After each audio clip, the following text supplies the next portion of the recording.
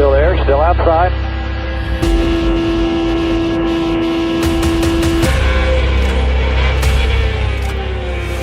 Average speeds of 214. That's staggering. No change in the order. The 3 and the... Oh! Happy birthday!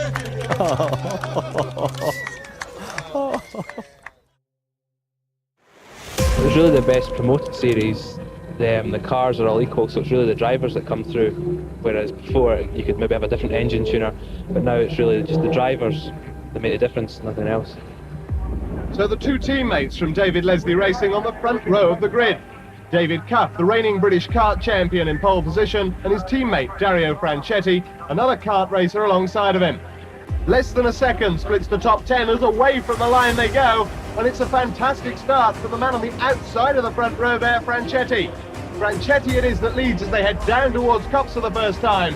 David Cuff was the man that got left behind from pole position, and look at Corbaillot coming up on the inside of him there. Around Copse then for the first time as they head out towards Maggots, and it's Franchitti out in front with a remarkable lead. A really classy performance from Franchitti here. But behind, the dice is really on. Corbaillot still in front of Vignali, and then a huge train of cars behind. Franchitti it is still in front, but look behind. Corbaillot under enormous pressure from Vignali. He goes wide at Brooklands, onto the dirt, and just about collects it back together, and that's Franchitti with his arm in the air. Franchitti's race is run, he's got a problem, and will pull off there at Bridge, I suspect. To the car at all through testing. The car was fine from the start, just learned the circuit. We found the most advantage by just learning how things went. You know?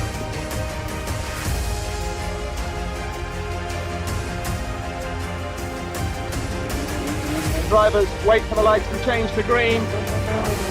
They do, away they go. A superb start from Franchitti and from McGarity on the second row of the grid. Somebody left in the middle of the pack there, and I think he may have got collected. Franchitti it is out in front though, McGarity in second place. Third place is Van Buren.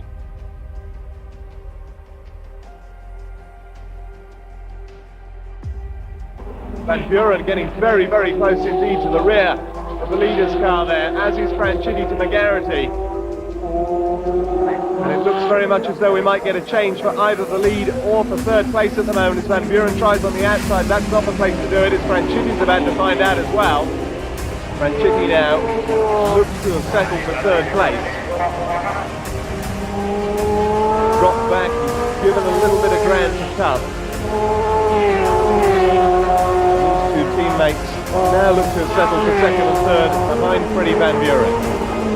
Freddie Van Buren comes up, waves his arm in the air and takes the checkered flag for his first win in Formula Vauxhall Junior. And a fine drive too from the Mexican. A win then for Van Buren. David Cuff comes home in second place and helping those championship chances along there. Dario Franchitti third, and Guerrero fourth, Thompson fifth, and Vignali in sixth.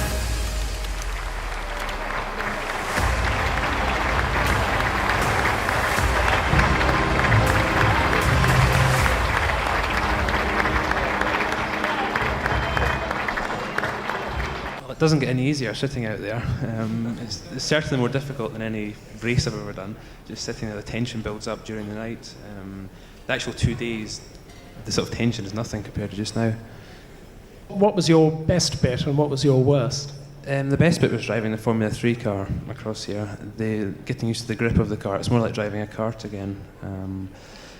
It was easier this year, I think, doing it for the second time because I knew, I think, what was coming up next. It was a much more suitable programme this year. What about the bad bit? The bad bit was the fitness again. It was waking up the morning after with sort of sore muscles everywhere. Well, tomorrow you can wake up knowing that you are now the McLaren Autosport Young Driver of the Year for 1992. What about next year? What about next season for you? Well, next season I hope to do Formula Vauxhall Lotus again with Paul Stewart Racing, following the footsteps of the other McLaren Autosport Young Driver David Coulthard, and use the staircase of talent that Jackie Stewart has organised to further my career in the best way possible. More and more Scots around the place. There are going to be an awful lot of you. So, to ask the most stupid question of all, what's the ultimate ambition? it's obviously to win the Formula One World Championship, just to get there first and then to win the championship. Dario Franchitti, we look forward to seeing you up here down the years and perhaps getting to that goal before very long. Ladies and gentlemen, Dario Franchitti. McLaren Motorsport Young Driver of the Year.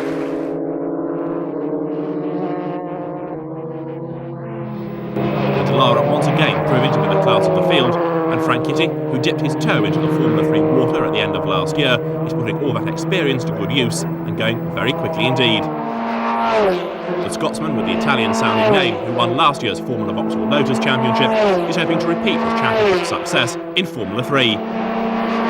With advice coming from Jackie and Paul Stewart, Franchitti certainly has good teachers. So let's have a look at the grid ready for this all-important opening round. Franchitti on pole, a 55.31 second lap, and he lines up ahead of Scott Lakin on the staggered grid. PSR versus Intersport Racing on the first two positions. Gareth Rees, fastest in session 1, lines up third with the Alan Docking Racing Dallara Mugen. Fourth on the grid, the second of the PSR Dallaras, that of Danish driver Jan Magnussen. He missed the second session after that shunt, while Dino Morelli lines up fifth with the P1 Engineering Dallara Fiat. This though, the red lights come on then. Away they go, a very good start by Franchitti, but the black and white car of Scott Lakin is very rapidly away as well. They go down towards Copse for the first time. Franchitti it is who pulls across with Lakin's Dallara Mugen in second place, or is it because Gareth Rees there on the inside trying to find a way through into second as they turn through the right-hander. Accelerating away now, out of Copse. Franchitti in the lead, the pack squabbling behind him, through Maggots, then up to Beckett's, and it's virtually 3 abreast for second place. Jan Magnussen has it at the moment though. Rees in third, fourth is Scott Lakin, so after that very good start, it's really been pushed out a little bit, and someone off there, that's Jeremy Cottrell going off in a big way. Jeremy Cottrell spins off at Beckett's, he should be able to rejoin, but it may have damaged the rod a little bit. And set it up for the left-hander of Brooklands, and Lakin challenging Magnussen. He's going through on the inside. Up into second place goes the Ashby driver Scott Lakin, and down to third goes ex-Formula 3 Festival winner Jan Magnussen. Now into Luffield, the two right-handers. A short burst of speed between the two, and through Copse Corner comes the race leader Dario Franchitti.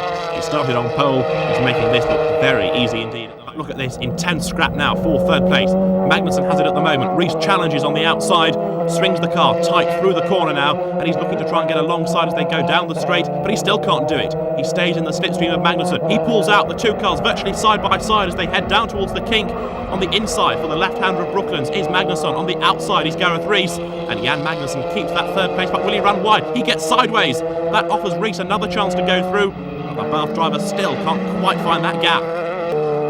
There's Franchitti, out of Luffield 2, up through the gears now, accelerating across the start and finish line. He started second on the grid, he's second as he turns through Copse. Can he close on the race leader Dario Franchitti? They're heading now up towards the Beckett's hairpin once more. There is Franchitti, the race leader, and if he stays there, he'll get 20 points. On the inside is number 9, Christian Horner, trying to go through on the inside of Roberto Xavier, whose engine blows in a big way, and someone's collected them. That's Ivan Arias with a Renault-powered car, and he flies off into the gravel trap, into the tyre wall. Ivan Arias with a Renault Dallara is out of the race. So too is the Fiat-powered Dallara, move up into 5th place now with just half a lap remaining, but it's been an inspired drive by the Belgian. Through the left-hander of Brooklands comes Dario Franchitti. He'll get 20 points for victory. He's only got Luffield and Woodcote corners to go. Through Luffield 1, now through Luffield 2, now up through the gears, back on the power, accelerating through Woodcote. The checkered flag is at the ready, and victory here at Silverstone goes to Dario Franchitti in round 1 of the British Formula 3 Championship of 1994. Scott Lakin takes second place with Jan Magnussen third, and Class B honours go to Duncan Verco. A delighted Dario Franchitti there in Parc Fermé, having won the opening round of the championship. Thousands of fans have crowded into the Hockenheim Motordrome for the start of the season. They've been waiting patiently, with questions on their mind. Can this man, Klaus Ludwig, repeat as German touring car champion, even though he's changed from Mercedes to Opel? Will he even be competitive? Fans wonder if a new generation of young driver can challenge the series veterans. How about Dario Franchitti from Scotland? We are quite satisfied. I think the mechanics did just a fantastic job. They worked day and night for 48 hours, and was really a big job they had to do, but they managed it. We have 6 new cars. The qualifying for the first race of the season was tight. and it produced a major surprise. On the front row, series newcomer Dario Franchitti in an AMG Mercedes. And right next to him, his teammate, Bernd Schneider. Now, Franchitti surprised everyone when he pushed his Mercedes to the fastest speed of the day, 96.57 miles an hour. Yeah, I think it's a pretty big surprise for me and everybody here, really. I expected to be maybe in the top 5, but to get pole, I had a little bit of luck involved, but it's a very good feeling. We'll find out as we're about to get underway. First race of the season, Franchitti on the left, Bernd Schneider on the right. It's green, the season is underway in the German Touring Car Championship. People trying to swing out to the outside didn't quite make it. We're heading into the first turn, which is not quite as sharp as last year. Van Omen gets the jump ahead of Schneider as they head toward the anthill corner, but Schneider is on the inside, Van Omen on the outside. It's a hard right-hander. That is Manuel Reuter in the Opel running third right now, and Schneider gets the lead. Bernd Schneider in front of Björk Van Omen, and Manuel Reuter in the Opel is running third. So Opel right up front here at the beginning of the season. Sandy Grau, one of the young drivers in a Zaxbyt Mercedes. He's actually in his third year of racing. Now he's moved up to third. He got by Reuter. So one of the young members has moved up into the top group. Schneider in front. Van Omen is right behind him. Then comes Sandy Grau, and then Franchitti. Franchitti has moved up to fourth place. He has also passed Manuel Reuter. There's Fisichella. And it looks like that right behind him is Jan Magnussen, another of the young drivers. And Franchitti is making the move on Sandy Grau. Franchitti gets inside of Grau and Maya.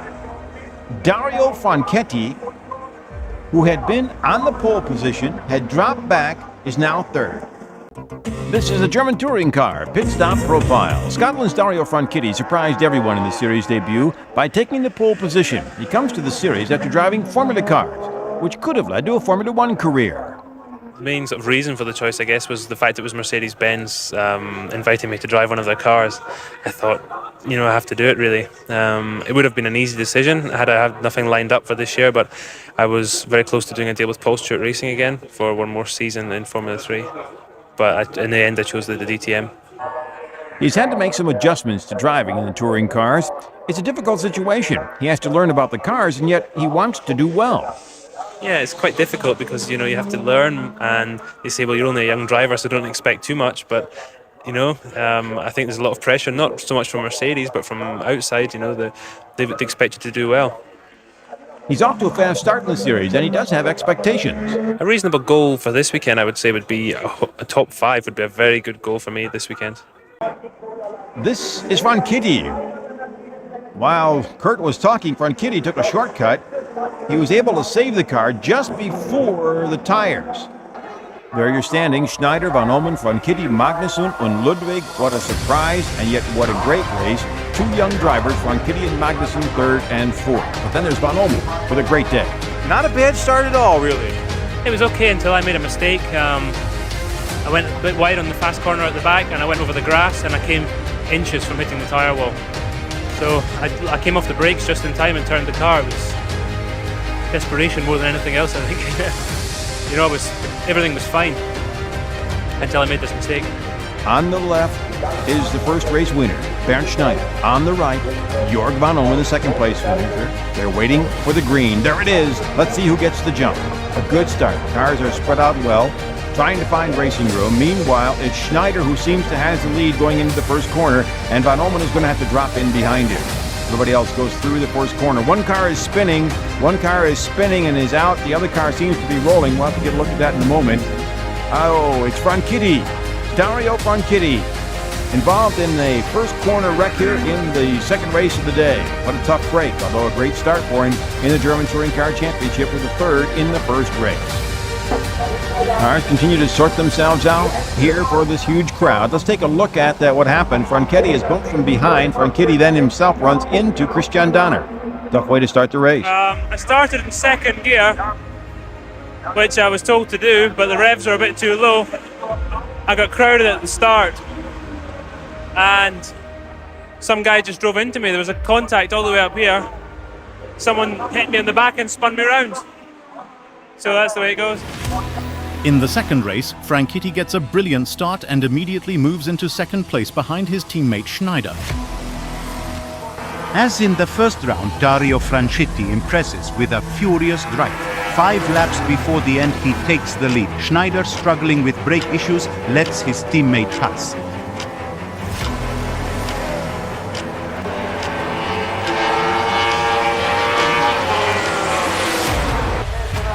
However, the man of the day is Dario Franchitti. At 21 years old, one of the youngest winners in the DTM. The champagne shower is well known to him from Formula 3.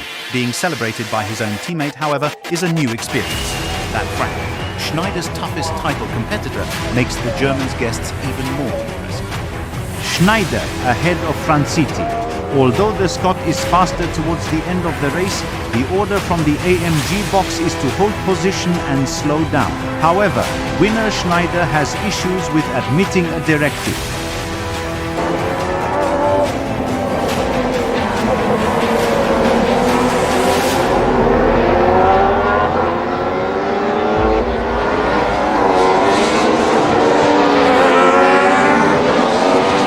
Shortly after, he takes advantage of a small lapse in attention by Bartels and takes the lead.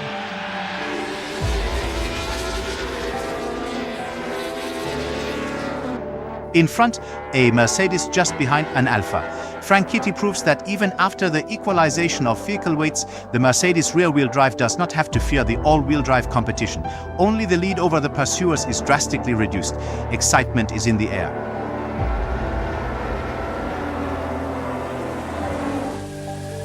The unfamiliar terrain, which consists of a hairpin turn, a chicane and 6 90-degree bends, is mastered by Dario Franchitti with the coolness he also displays off the track. Fastest practice time.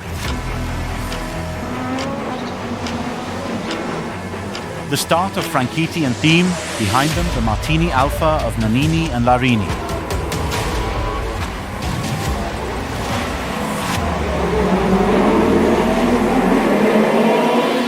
Team, who was able to celebrate his last victory on the street circuit of Berlin, leads the field through the green and white bottleneck called the chicane.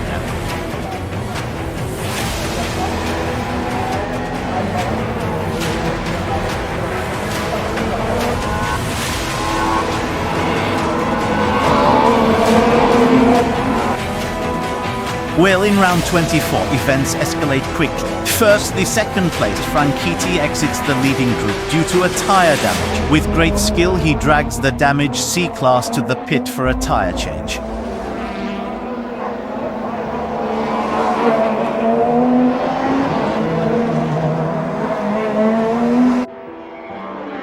The Scot has to relinquish his lead for the second time this year with 5 laps to go. Hydraulic oil leaks out through a crack in the rear axle differential. The lubricant ignites on the brake discs. Seconds later, his Mercedes catches fire. Sports director Haug has to watch on the screen as the car falls victim to the flames. Valuable time passes before help arrives.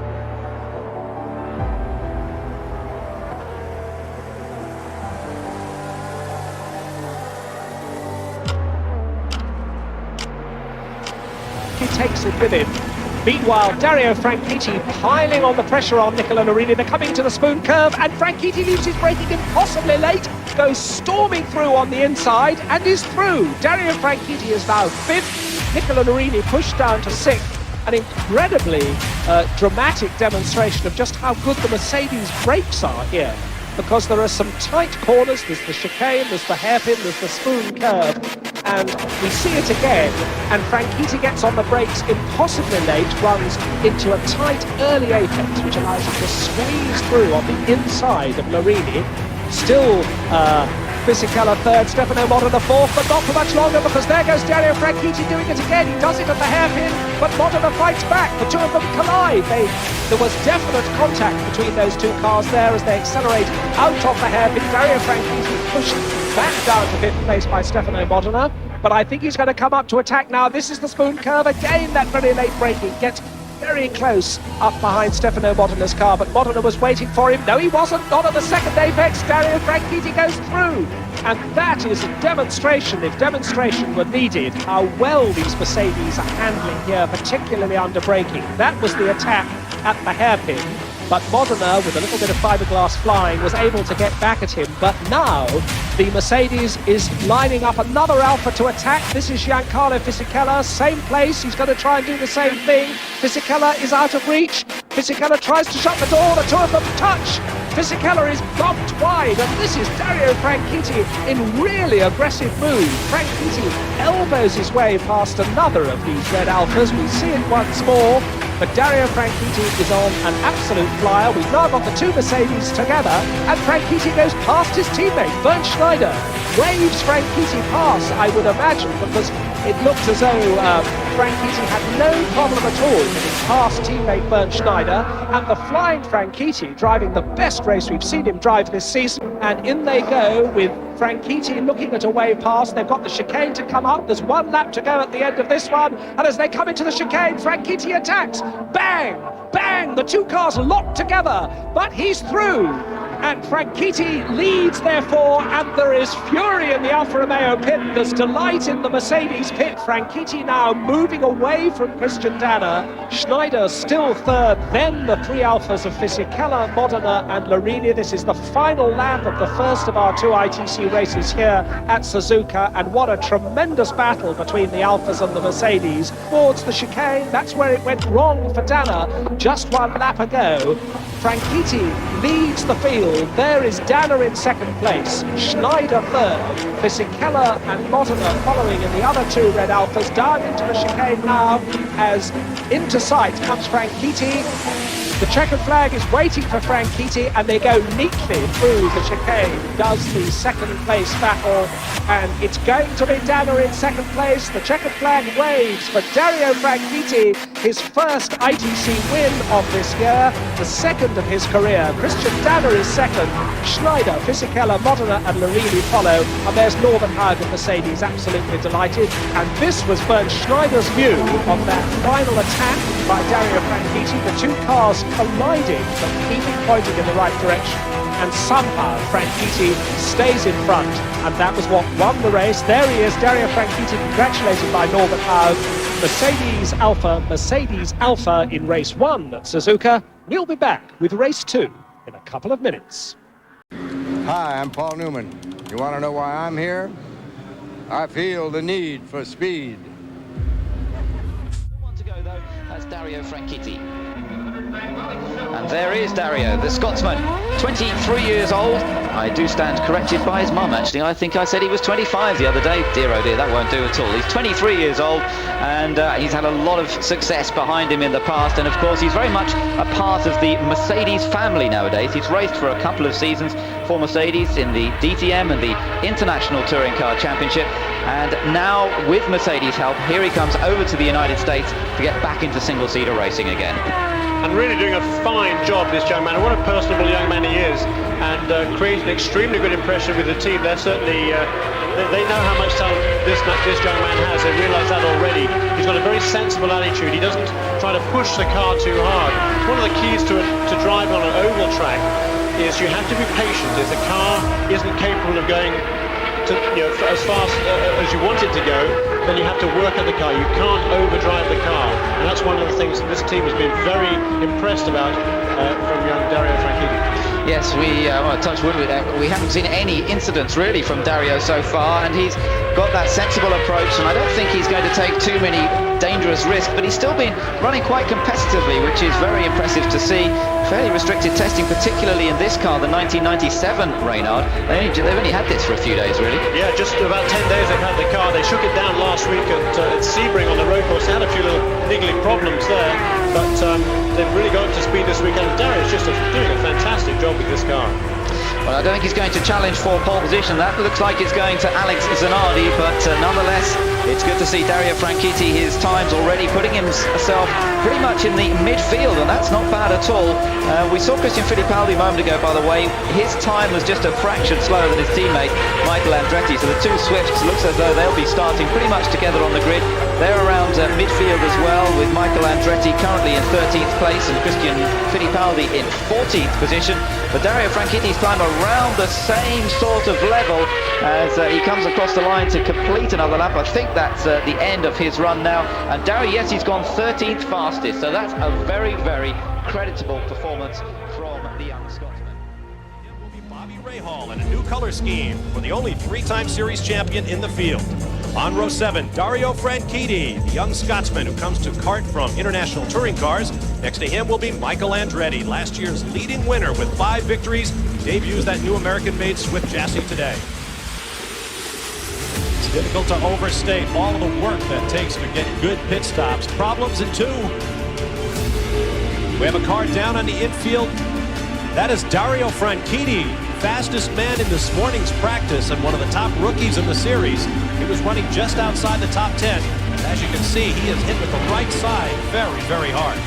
Yeah, if you get a wheel knocked off like that, that's a big hit. And I would imagine the cars, you know, he's a rookie, first time in these type of cars. He's got a lot of experience. But, yeah, he came out, got it wide, tore off the right rear, just turned it left and went down there.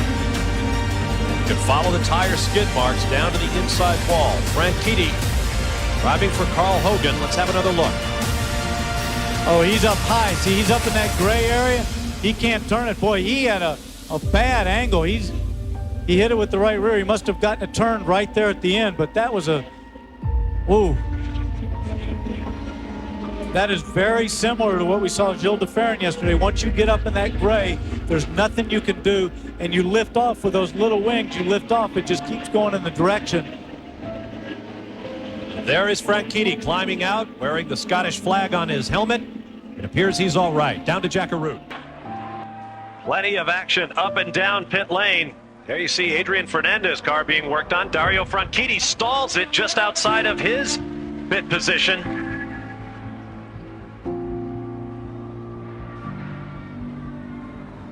With him as well. We were talking about the maturity of Paul Tracy. Franchitti also in trouble. But we were saying before about the maturity of Paul Tracy early in the race to return away from the sun onto the Gold Coast Highway. I mentioned that Dario Franchitti had come in and out of the pits. Apparently he went out just a bit too fast. And he will be black flagged for a pit lane speed violation.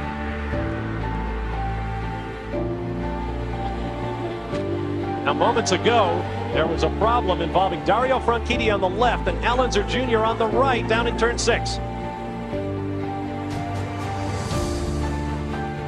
Franchitti on the right, it looked like his hands came right off the steering wheel, sliding it sideways. Paul Tracy just behind. Fittipaldi pulls off the pace car, and all Brazilian front row, very long front straightaway. It's going to be a very interesting start, Danny.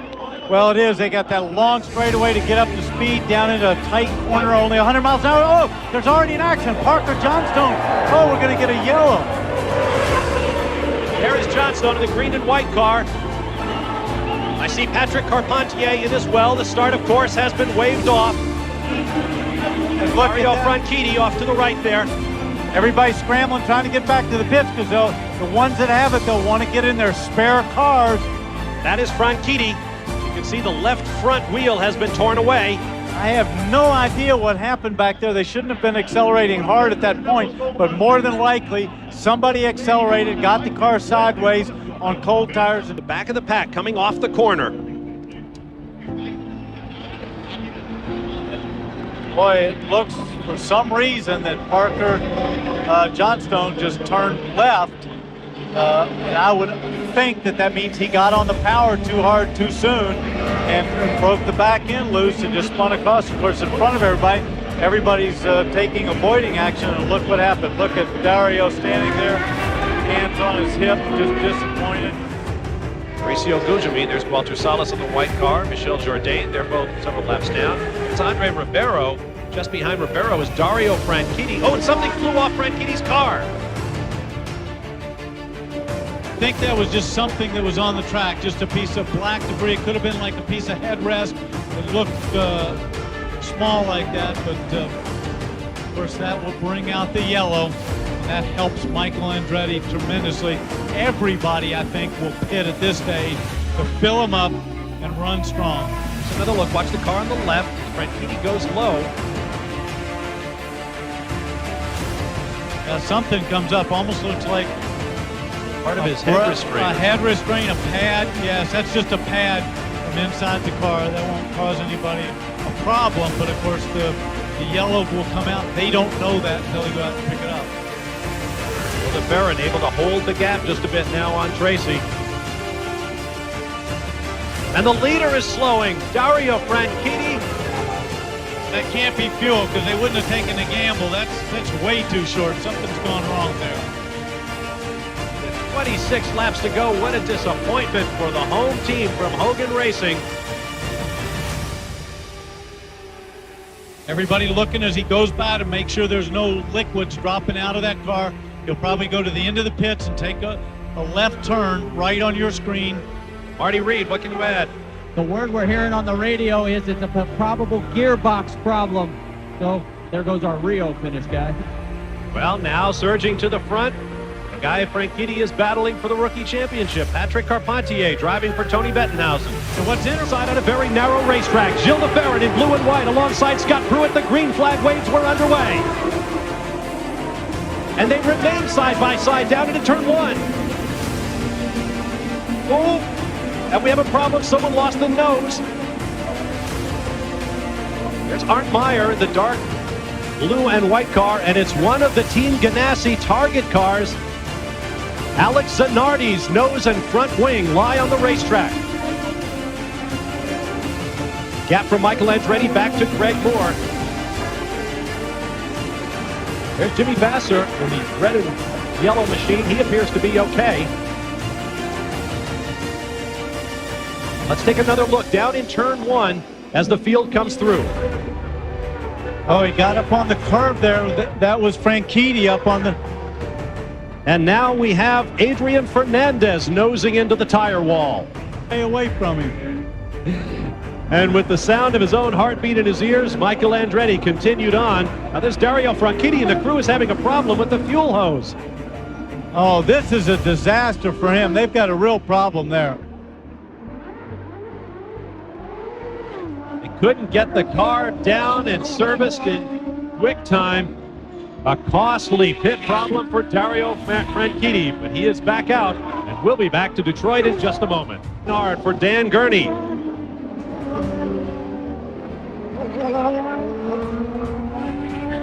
Franchitti runs in 16th.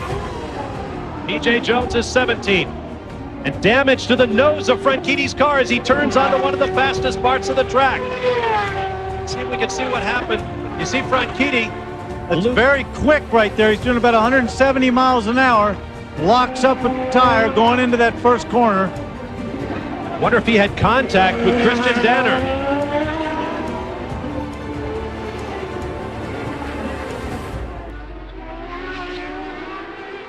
The race leader is Mauricio Gugelmin. Second race that Big Mo has led this year. He also led at the Rio 400 in Rio de Janeiro. Green flag average speed just under 99 miles an hour. Here comes Franchitti. Jackaroot. Now what the team has done is they've got a nose ready and positioned. They'll exchange noses. Watch the member on the driver's left side. He has a pneumatic jack. He's beginning to take those screws out. Both front crew members are actually doing it. They will then take the nose and insert it. In the meantime, they've gone ahead and changed tires. One crew member is going to be changing the tire. No sense just pulling the wing flap off because it would have created still a handling problem. So take the extra time and replace the nose. They're having a little bit of a problem doing it though. So, Bob, it's going to take some time, but they will get back out. All right, thank you. So imagine their surprise in final qualifying for this race when Scotsman Dario Franchitti, driving for St. Louis-based trucking magnate Carl Hogan, went out a perfectly timed lap on new tires, a blistering mark that stood up till the end of the session, and then car owner and driver hugged. Franchitti's first career pole in the series. He's standing by with Marty Reed. 58.6 seconds, 105 plus miles an hour, and that smile has yet to come off your face, Dario. A great run yesterday. And I don't know if you know this, but no less a person than Dan Gurney said, I watched that, and it was impressive. Well, that's good. That's a nice sort of thing for coming from Dan. He's a great driver. I've read a lot about the things that he's done, and it means a lot for people to comment. Mario Andretti came up today and said the same thing, and it does mean a lot. And I'm glad for the team here at Hogan Racing and the rest of the guys, and we did a good job yesterday. Now, third quickest in the morning warm-up, but you stopped 10 minutes early. You didn't get into the last-minute duel. What about the race setup? Do you feel confident? I feel very confident. I think the car is pretty good. It's not perfect, but it's a very low-grip circuit here, so I think you've got to get it as good as you can and see what happens. It's going to be all about tyres and fuel today. Bob, there's a lot of Scottish flags flying around down here. They're rooting for this man to take it home. Commander, as the crowd comes to its feet as one here in Toronto, and we are about to take green. Franchitti and Blundell on the front row, with the experience of Bobby Rahal and Michael Andretti behind them. Here we go, big right-hander coming up. Oh, and Bobby for the Bobby. Bobby hit Franchitti. Bobby touched him, he locked up, went down the inside right there, and he hit his right rear, spun him around. Dario tried to correct it. It appears that Christian Fittipaldi in the red car to the right up against the wall has stalled. There is Carl Hogan, who used to be Bobby Rahal's partner in Rahal-Hogan Racing. His former partner made a move down the inside, knocked wheels with Olsen or Dario Franchitti. Scottman spun, and it appears he stalled. That's very disappointing. Unfortunately, that was not Dario's fault there. He got tapped from behind. And we have double yellow flags from the flag stand, a full course caution before we completed lap 1. Franchitti has now regained the fire and he is away. Fittipaldi being push-started by the kart safety team. So this should be a very short yellow flag. Our pictures coming to us from Canadian network CBC. There you see one of those concrete patches you were talking about, Dan. There's Dario Franchitti right there on your screen. Bobby Rahal right out there on the inside. Dario goes down, he's got the line, but Bobby tries to come up the inside and just tapped him and spun around. He got out there, Dario got out wide, tried to hold it. Look at everybody bunched up in there. 4 or 5 abreast. Look, Bobby's down the inside now. He thinks he's got it, but Dario was on the inside. Going to the race slicks, and if we pan right around, you'll be able to see that Dario Franchitti is also in, and he is going to race slicks as well. Everybody topping off on fuel, and also we're seeing one of the target cars come down. Bo Kultman has now made it into pit lane, and we'll come back the other direction. We've got all 3 guys in, and everybody going out on slicks. Well, they all saw what happened to Michael Andretti. What we may be about to see is a car control battle down there on the backside where the trees hang over the racetrack, and it is still very wet. The problem is, oh, look at Dario.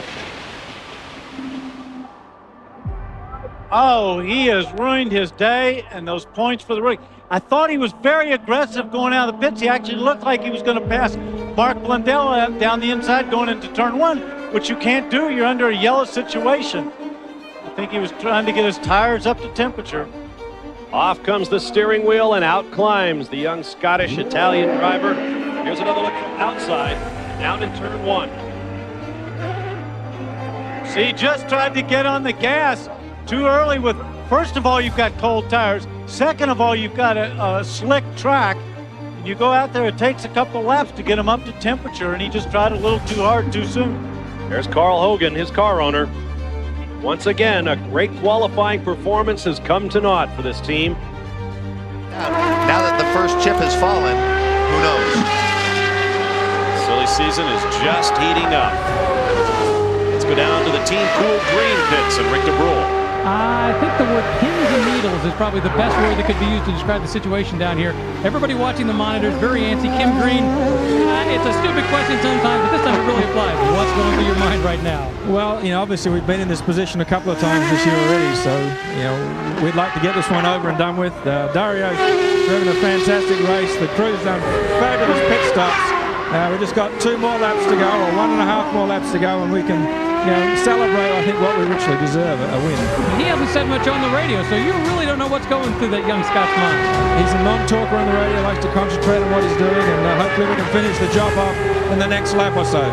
Alex Zanardi moves to second, barring any possible Action by the officials after this race, but right now it's all about this man, Dario Franchitti, who takes the checkered flag in first place for the first time in his kart career. And a day that began with so much promise for Goodyear and for Ford ends with a Honda Firestone car in victory lane. One of the things you love about this moment is that there's always so much pure emotion in victory lane, and such a deserved man, so many people offering congratulations.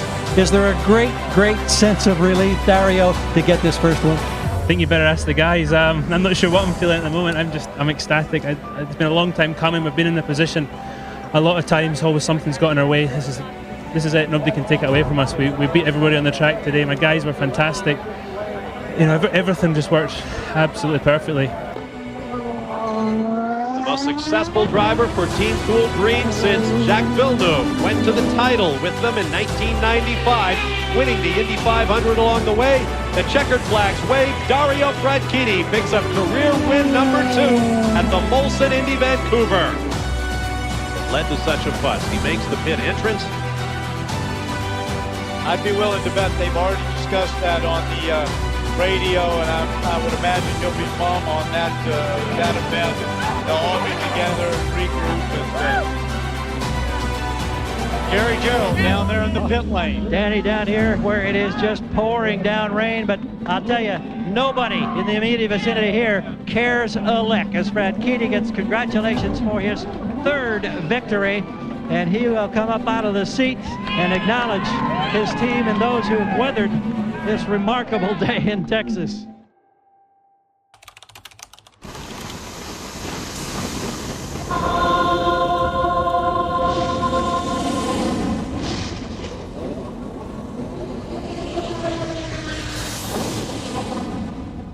Kart in Sunday Thunder. Brand new racing line through the left-hander, turn 11. I would say tighten on the inside, forget the speed, just stay off the debris for that last lap.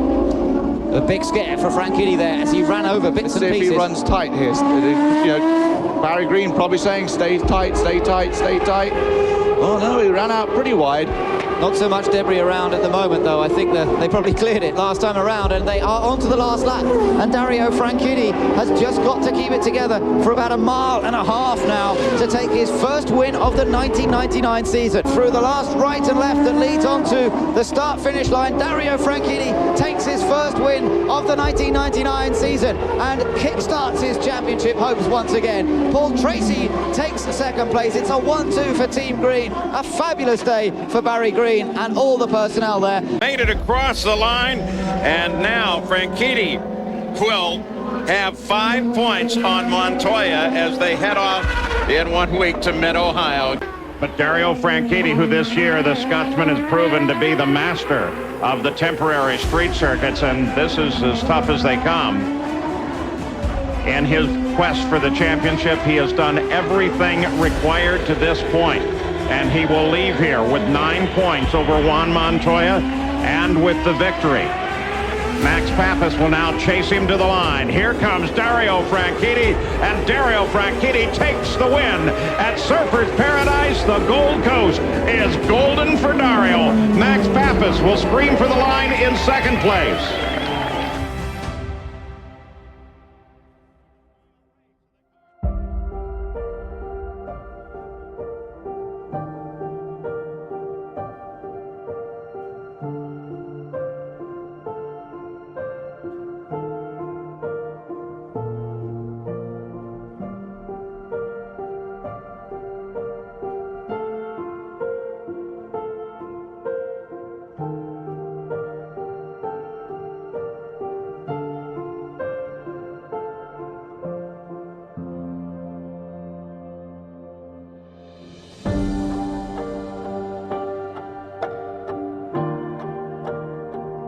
So with Greg, it was I just, you know, the first time that had really happened is you know, this death in the sport, and it was my best friend, and I just thought, not sure I want to do it. I don't think I've got the love for it anymore. I think a telling sign is I have one IndyCar in my garage at home, and it's the car from the race before he died. that was honestly the last time it was just properly fun. It was absolutely just for the love of driving, right? Life was different after he died. Then so Barry Green, this conversation with Barry Green went something like, Barry, I don't know if I can do this, and I need to go think about this if I want to do it. And at the time, those cars were really dangerous. I mean, they were, were getting hurt a lot, all that sort of stuff. I went away, and I went away for a few months, and Barry said, just when you're ready, just come back. And then we had a conversation. He's like, look, spring training's coming here. You need to get in the car if you're going to do it. So I got in the car. I had the suspension failure. Literally the next time I got in the car, suspension failure, hit the wall, broke my pelvis, smashed my head in. From that point, I did the race about 3 weeks later with a broken pelvis, which I don't recommend. Oh man, when they dropped the thing off the jacks and it hit the floor, not good. Yeah, that hurt. So, and honestly, Dale, for a long time, I lost the love of the sport. And I did it because I didn't know anything else to do. The final turns of the final lap. Well, there's Wilson. Gidley's got to get this exit exactly right. Stand on the throttle. Push the overtake button. And now he's got to run up behind. You can see he's closing down on Dario. His only chance will be coming off the chicane, headed for the start and finish line. It's going to be a difficult place to pass. They'll both swing as wide as they can. Gidley tries to work him. Gidley is there, but Dario Franchitti does it. Dario Franchitti holds them off. The question is, will he make it all the way around the track? Congratulations to Team Green. Saw George and Ashley, they're just twitching with tension. Dario's been frustrated on a few occasions. He had a dominant car on the oval in Chicago earlier this year, but he had some off-form pit stops that cost him a lot of positions on the racetrack. He was very unhappy then, but I think his confidence in Team Green has not wavered. That elusive chemistry between a driver, his engineers, and his mechanics to get the most out of themselves and their car on race day. And on a day filled with dramatic twists and turns, this day will go to Dario Franchitti. His first victory in 2 seasons and his second here in Vancouver, the first coming back in 1998. Apparently not. On the casino straight for the final time, Dario Franchitti looking for his second victory of the year and a big step up in the championship. After much frustration in the early races of this year, he picks up win number 2 of 2002. Dario Franchitti, your winner. Cristiano Lamada second, Tony Kanaan third, Paul Tracy fourth, Jimmy Vasser fifth. Come on, baby, just make it to the checker. Make it to the checker. Couple more turns. In Montreal, he picked up his second victory of the season, his first multi-win season in about 3 years for Dario Franchitti. Today, he will add icing on the cake with his third victory of the year, winning the Rockingham 500. His first victory on an oval. Welcome back to Rockingham, England. Scenes of celebration here. That is Dario Franchitti. Gives his brother Marino a hug. There's 50 family members here. His dad George is here. Both his grandmothers are here. Dario, what a way to win your first oval track race. Phenomenal. Well, it was pretty action-packed from where I was sitting. You know, we had the stall on the first pit stop. We had a problem with one of the tyres. But I think Kyle used a bit of magic there, got a good strategy going, and the car was great all day. And my old geriatric pit crew here were awesome.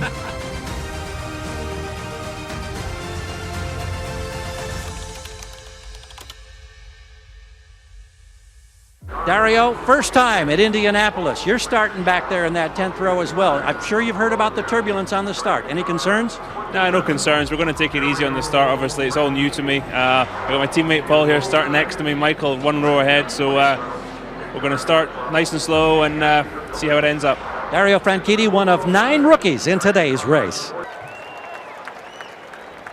Ladies and gentlemen, start your engines.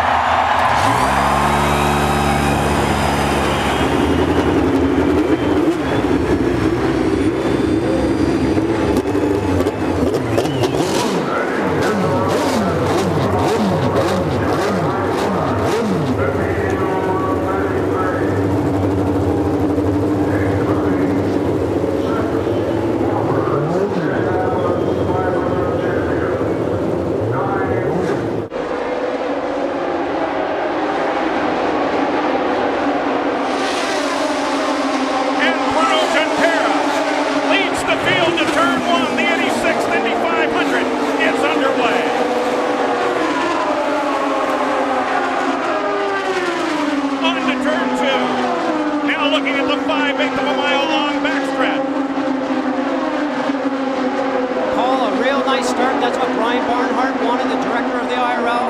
A nice clean start, but we're seeing Robbie Buell challenge early. Robbie Buell comes up to put his car alongside that of Carlos O'Hara.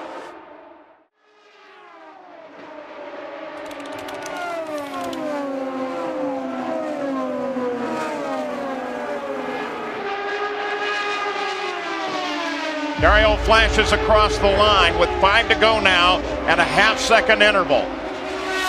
Great speed, that first restart lap, over 153 miles an hour. Pretty impressive when you take the green flag. And there you can see just how much separation and just the time between the restart and now that these two Honda cars have gotten on Sam Hornish Jr. This is going to be a Honda shootout, guys. Oh, yeah, they're just pulling away. Last time across the line, it was 1.7 seconds. Now in 2.5 seconds from the leader, Franchitti, back to third place Hornick. But the finish is not yet decided, and Buddy Rice may have something to say about it. Said it before, I'll say it again. If Buddy Rice can close, he doesn't. He's not afraid to take no prisoners and put his nose where others might fear to tread.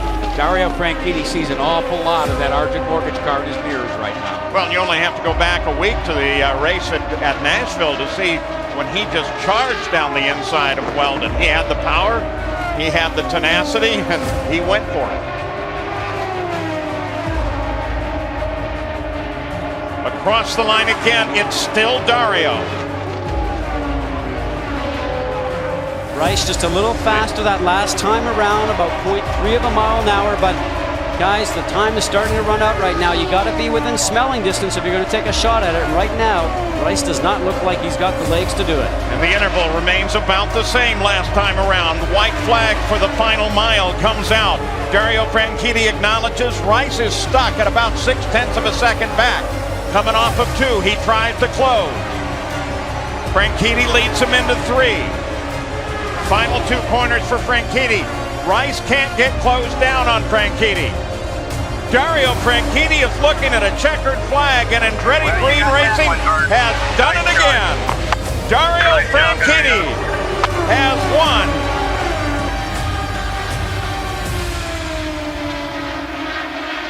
Reinhardt, the starter, has white flag, 1 mile to go for Franchitti. But look at the fight for second as it tightens up coming to the line. Weldon thinks he has a chance here, and he just may have it. Franchitti on the backstretch. He hammers it into turn 3. No traffic in front of him. Weldon is not going to have the chance either. Franchitti comes to the line and takes the win, his second of his IRL career. Fernandez second. Third is Weldon. Fourth is Darren Manning. Nice drive for Darren Manning. 7th win by Andretti Green Racing this season. It was tough. The track lost a lot of grip out there and we were sliding around, but I had the best car today and that really helped. My last pit stop was awesome. I just found out one of my guys got hurt in the first stop, Mike Miller, so if you're watching this, Mike, you're still my hero, and I hope you get well soon. And to Alex back home, congratulations, Alex and his wife had a baby, so pretty good week for AGR, and I couldn't be happier right now. When did you know? We saw you when you climbed out of the car yesterday in practice with a huge smile on your face. Did you know then you had the car to beat? I was hoping this morning. The car felt really, really good, but I went out a bit too hard in that first stint. I learned my lesson after that, though, because the car got pretty loose, so I just calmed down the second stint, and from then on, when the yellow came out, bunched us up, I knew we had the car to win. You are looking live at Indianapolis Motor Speedway. This breathtaking 2.5-mile track known the world over as the site of the greatest spectacle in racing. Hundreds of thousands will watch 33 drivers battle for the chance to become a part of racing history. Tradition and excellence reverberate here, from the yard of bricks to the faces on the Borg Warner Trophy. It doesn't matter where you look. In space or time, there is nothing like the Indianapolis 500.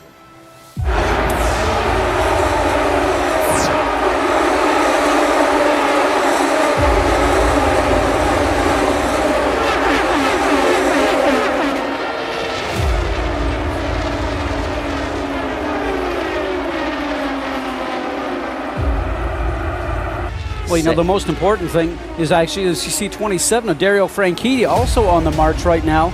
most important thing is, guys, you have to go past a half distance in this race. That's 100 laps, and we're only into lap 71, coming on 72. So the race lead is going to be held by Sam Hornish Jr. this time, as he's going to come by the stripe, and we'll sort the top 5 for you, and then we're going to welcome a special guest up here in the booth. It'll be Hornish, Franchitti second, Dixon third. Hold on, let me take you through here because we've got another lead change. There's Dario Franchitti going around Sam Hornish Jr. That will bring us, I think, to 12. I'm going to have to get a calculator out. If we have had a ton of lead changes today, that would be our 6th different leader. You're looking at the race leader now, Dario Franchitti. He has opened up a 3.8 second margin over Scott Dixon. Well, Brent, Mother Nature has decided to drop the rain on the front stretch as we speak. It's beginning. It started very, very lightly. In fact, here in Tony Kanaan's pit, they knew it because of, as Vince Welch reported, the computerized radar that they have been watching. This cell has moved over Speedway, Indiana. And remember, if we cannot restart it, Tony Kanaan has just won his first Indianapolis 500. Well, I think we're going to try and have things concluded somewhere between 7 and 7:30 and try and work backwards from the clock from that standpoint. We're obviously 113 laps into it, so we've got about 87 to go, and we'll figure that timetable accordingly. And if we can get it stopped, figure out the 2 hours and 15 minutes or so to dry it, we'll make that determination when it stops raining and or see how long it continues to rain. Tell me a little bit. I was very surprised through the course of this race what looked to be how easy it was to draft your way by somebody. Was it that way in the cockpit? When the car was working, it was. The first 50 laps, my car really wasn't very good. Had a lot of understeer, couldn't get close enough to get a run on people. In fact, I was having to lift to avoid hitting the outside wall. Guys were getting a run on me. But yeah, there's a good amount of drafting going on. When the car last sort of 40, 50 laps, the car was awesome. I was able to tow up on people, pass people, and really happy with the car. So kind of bittersweet right now with this rain coming. Taking a look, though, during the course of the race, it looked if you ventured too far out of the bottom lane, it could get a little dicey. Yeah, a little bit. But on the restart, I managed to pass one of the lap cars and 4 there around the outside, so I was pretty happy with that. But like I say, things were coming to us, I felt, and we didn't need the rain right there. But, if it stays like this and TK wins it, I won't be the saddest man in the paddock. I would say, for me, if I can't win it, second best is TK winning it. Crew members just waiting to go back to work. Now we're waiting to see. There it is. 5:45 Eastern is the expected time, and right now it's roughly 5:21 Eastern. Tell you what, people ought to be applauding the fans. Everybody stuck it out. Well, most of them, I should say, have stuck it out through this rain, and it is a testament to their loyalty to this event and this speedway. Well, Marty, with the rain that we had, I'm sure a lot of people thought this track would never be dry. So probably one of those situations where they got back into their car, sat there for a while, watched how hard it rained, and said, this track will never actually get up and get going again. They probably have left. They're going to be listening to it on the radio now on the way home. Okay, pit lane's open. Who's going to be a taker? So far, not the top 4. I think I saw somebody. Yes, one car did peel off. Was that Dario Franchitti? Now more in the back are making their way in. I'm a little surprised. I thought maybe Tony Kanaan and everybody would come in, top off, get tires. Well, I really thought so. I thought that would be the situation because it's better when the pace is going slower because obviously we're behind the pace car right now, but the 27 of Dario Franchitti has decided to go ahead and do that. Maybe some split strategy right now going on with Andretti Green. Report we had was a right rear tire going down, so that could be the key. Great positioning by Marco. Was up the back tailpipe of Tony Kanaan. Will he make it the outside run? Doesn't look like he's strong enough. Kanaan keeps the lead.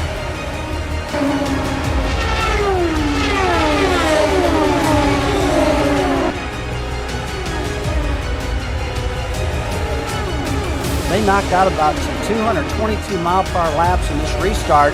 The tires were cool. They had a lot of grip in the racetrack, and all of a sudden they're down about 219 right now. Marty, we're just moments away from Tony Kanaan hitting pit road along with Marco. I believe Marco's coming down pit. He's still on the racetrack, but we're just a couple laps from these first group of people pitting right now. Jack? Well, right now, I think it's at that stage where it's every man for himself. Oh, absolutely. When you come down to winning the Indianapolis 500, yes, you're going to try and help your teammate out if you're not fast enough to win the race yourself. But as we see Dario Franchitti right now on the march through the field, you got to believe that nobody's actually thinking about their teammates. This is the Indianapolis 500, guys, and you want a victory no matter what. Our 21st lead change with Dario retaking the lead. First time he's led since lap 88. Marty, I tell you what, the field has got 60 laps to go in this thing. Just about 60. They're driving like it's a green-white checker. Talking about making a front wing adjustment, guys, but at this point it looks like they've decided against it as Dave Sharpley works that right front. He'd be the man to make the change. Look, no wing adjustment, so Dario's going to stick with the car the way it is. Takes a little longer to fill it up all the way full. Jackaroo. He's just a little bit high. He gets a little bit of understeer from the car in front. So he goes in just a little bit too soon, a little bit tight, keeps his foot on the throttle, and gets the car just in the gray past the center of the corner, past the apex, and it just walks itself up towards the wall. And they're coming, and Dario Franchitti is staying out. So now we have some strategy here. Will it play out? Dario Franchitti in front. You know, this is going to be interesting. There's a crash right off the bat, and look who's also involved in it, Tony Kanaan. Will he miss everything? He did a great job. He's got a flat right rear tire. Tells me that he probably got hit, and he's on pit road, but the pits will be closed. He'll be able to come in, replace the tire, go back and get into line, guys, and then come back. Right now, as we said, he pitted last on lap 143. We're seeing about 30 laps max under green. He's getting a few more under the caution one to go here. at the line. They're going to show one to go at the line. So there's the information to Dario Franchitti, and there's his wife, Ashley Judd. She looks a little nervous. Sean, right now, I know you just told Dario that you guys are probably going to get rained out here. What is your strategy from here on out? How many laps can he go? I've lost count. I think I got my bloody score sheet upside down. We can go to about 77. Is your plan right now to keep him out? We're going to stay out here.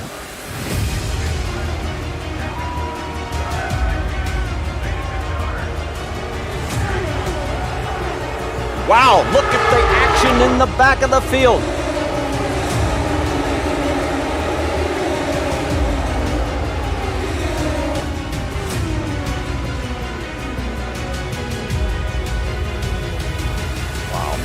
That's some damage also to Dan Weldon's car, probably the first car that he went across in front of. Remember, we saw Dan Weldon's car in the pit lane being repaired. Now here we go now. He's cutting across, just touches Dan Weldon's car that's on the right-hand side, breaks Dan Weldon's left front suspension. Dan Weldon goes off to the left-hand side very quickly. And here we ride along with Dan Weldon. This is turn 2. Back on the gas. Remember, everybody's very anxious. Only a few laps left here. And watch the left-hand side of your screen. He's going to get squeezed over. Marco doesn't know he's there. And the contact happens. Good reason to get out of the car very slowly. If Franchitti's got enough fuel to make it to the end, guys, which I believe he does, they said he can go to lap 177. We're at 165 right now. And the rain is coming down so hard, guys. I believe he has just won the Indianapolis 500. And as we mentioned, the only Scotsman to win Indy was Jimmy Clark in 1965. That is until today. Tune up the bagpipes. Dario Franchitti will win at Indianapolis. And Marty, it couldn't happen to a nicer guy. He's been a gentleman racer, just like his wife Ashley Judd said. This guy's got to be loving it. Great for Andretti Green. Hey, Chuck, your missus is on the wall there, too. Bloody good jump by. That way's yours.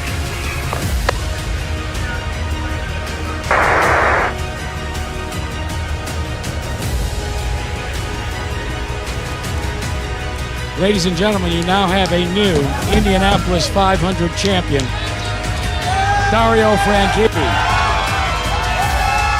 The Borg Warner wreath is presented. Cheers. The most beautiful nectar in all of the world. Dario.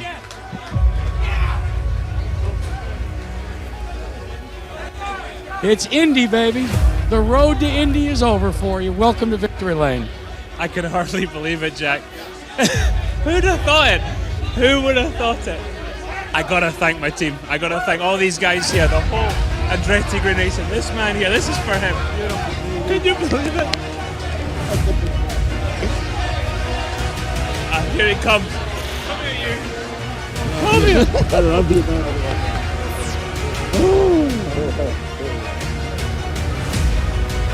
Go ahead.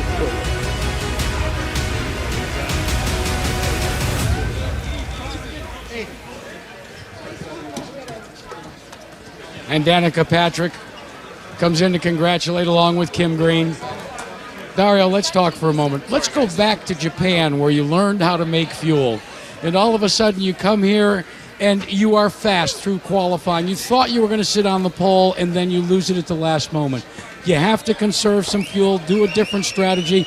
The rain comes and now you're an Indy 500 champion. I guess all that put some character in your belt.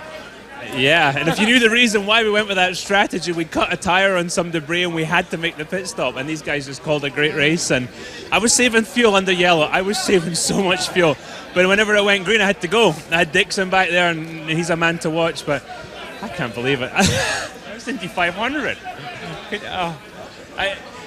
I got to thank my whole team, my teammates, everybody here, all the sponsors. It's awesome. 4 to go down the back stretch. Marco. And we're hearing that Ed Carpenter has have a problem and he is slowing down the backstretch. So Ed pulls into pit lane. So here's the battle for the race lead. This time it'll be 3 laps to go.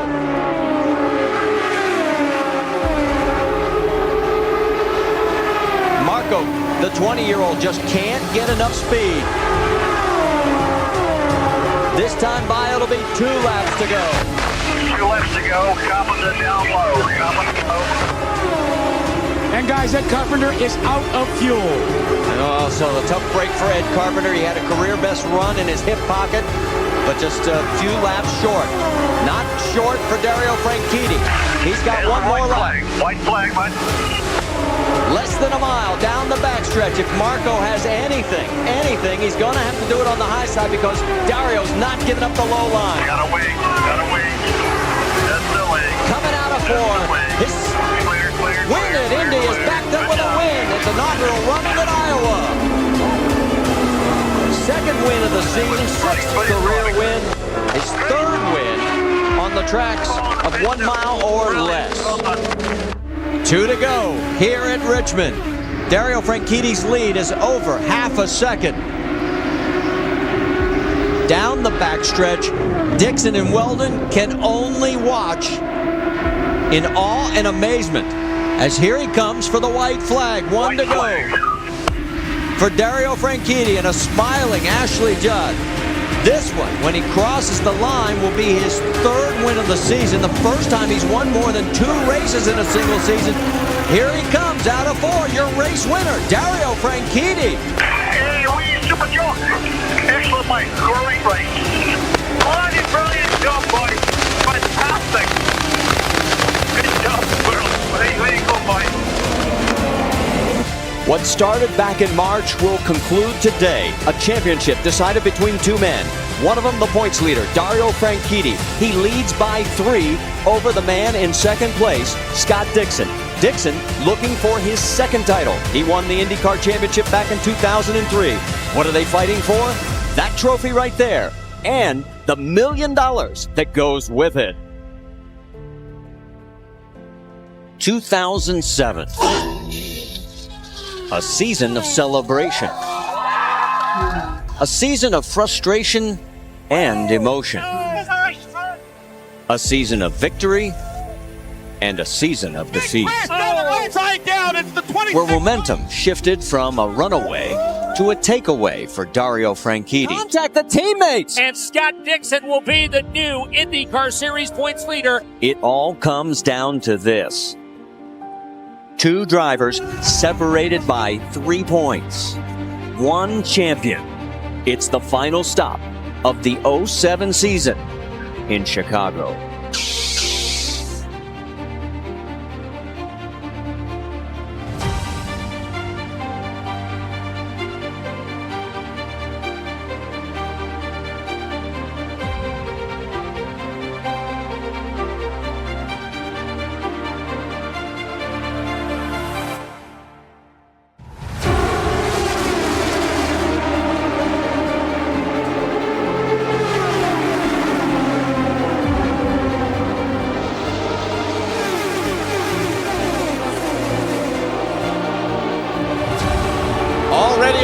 for the lead going down the back stretch. Sam Hornish, who has won here twice, side by side with Dario Franchitti.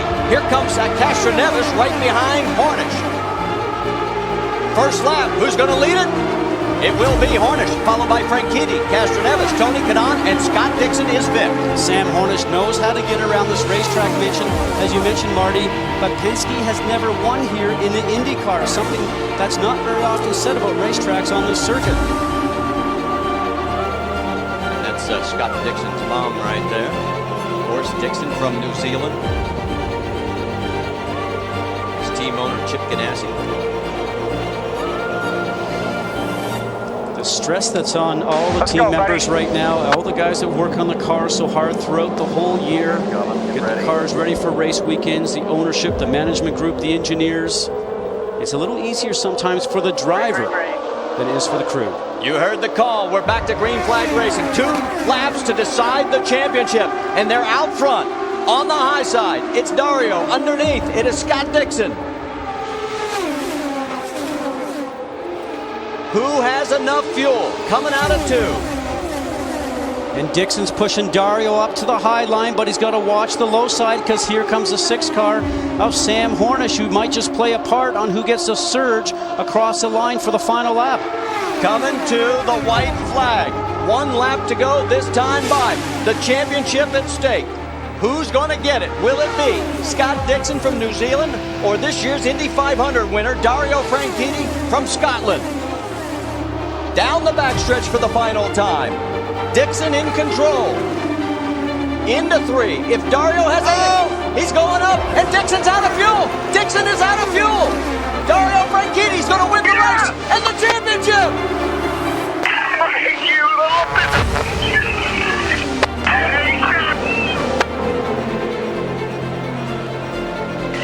perfect, mate. Unbelievable. Stop in turn 3. Stop in turn 3. Stop in turn. I'm using a left. That was mine. That gentleman you saw was Dario's father, George. That's him right there. There is Scott Dixon out of fuel in turn number 1. And I don't think Dario has much fuel left in him either. Unbelievable. Woo. What a finish. Ashley Judd, Dario's wife, said to me this morning, said, you know something, I hope you have great things to say about him at the end of the race. Vince? George Franchitti, your son just won the IndyCar championship. How good does that feel? Oh, that just feels unbelievable. I just can't believe it.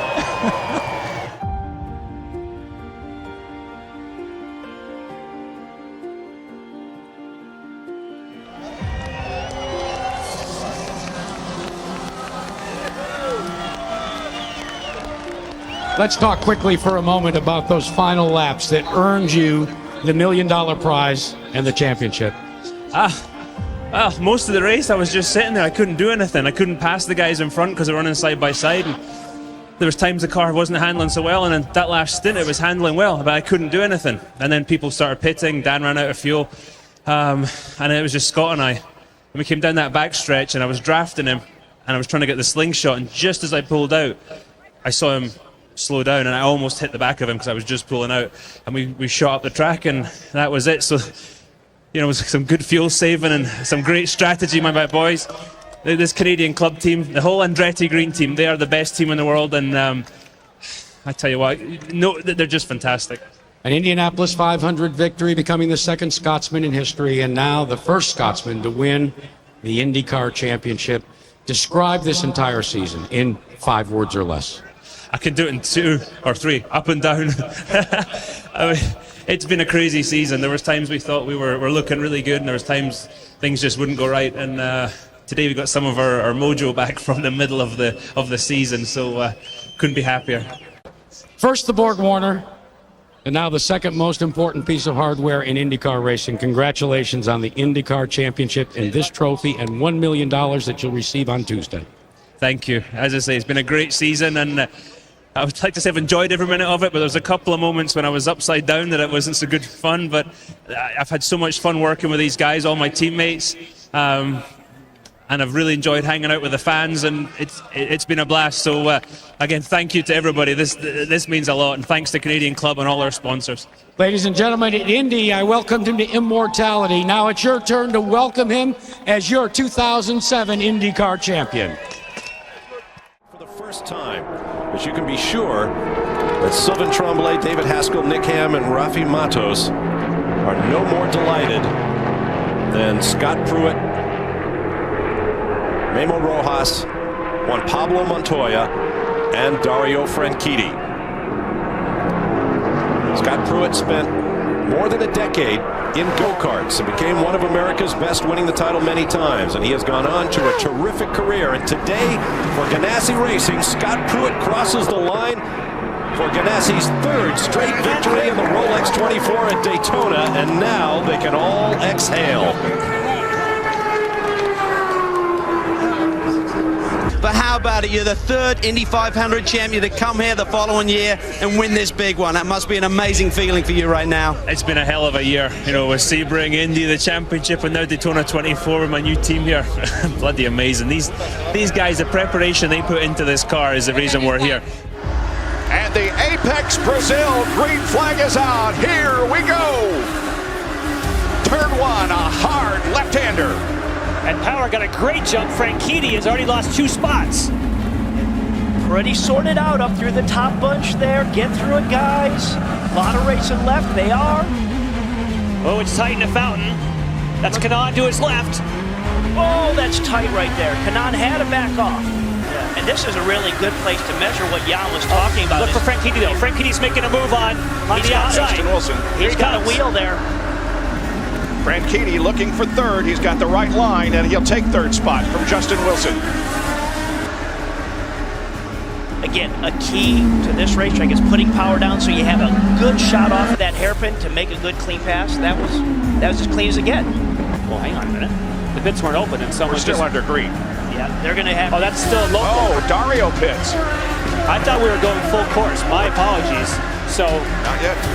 Down to Lindy as Dario heads for his pit box. Yeah, Dario is coming in. It looks like they have a fresh set of blacks to put on there. This is his 13th Ganassi race, 13 seasons of time that the driver has won. They ended up winning the champion. He is out in 7.5 seconds, guys. On his final lap is Dario Franchitti.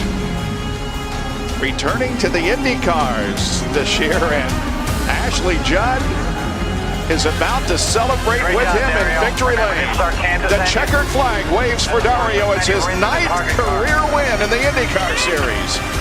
Down the back straightaway, into turns 3 and 4, looking for his 10th career win as he heads for the stripe. It's Dario Franchitti winning here at Iowa. Dario Franchitti, despite the disastrous pit stop, is going to come back, pick up his 11th career win in the IndyCar Series, his 21st in open wheel racing, and his 2nd here at Toronto.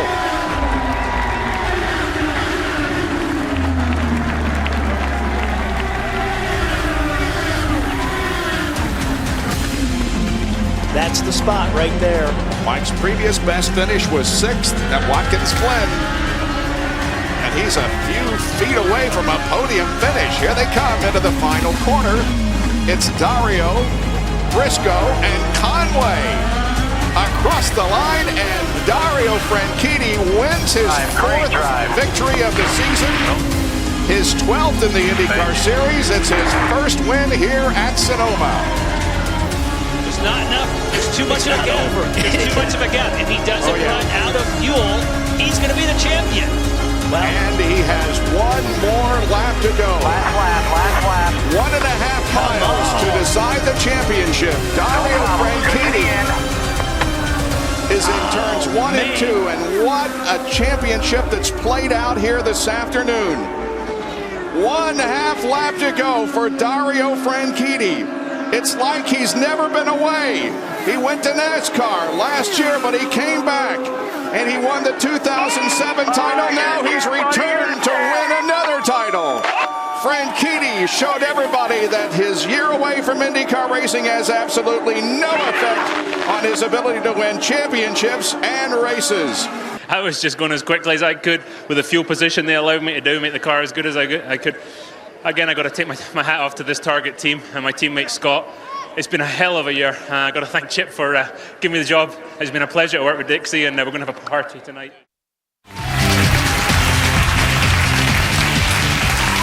Welcome back, everybody. Welcome back. I got no time for mucking around. We're going way over time tonight, so just let's keep going. My next guest is a two-time reigning IndyCar Series champion. Please welcome the glory that is Dario Franchitti, everybody. Dario Franchitti.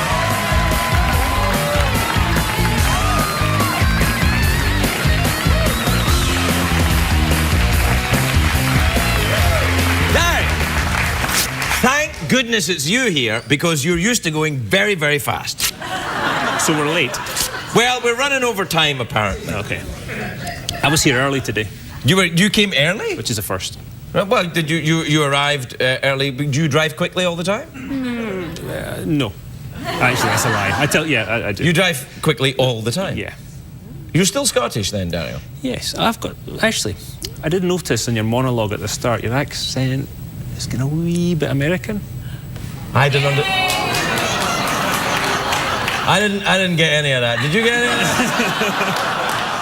that? It's possible. I've been here for 15 years, so, you know, some of it's going to get through. Yeah. And when I go to Scotland, the people say, "Oh, you sound like you're in America."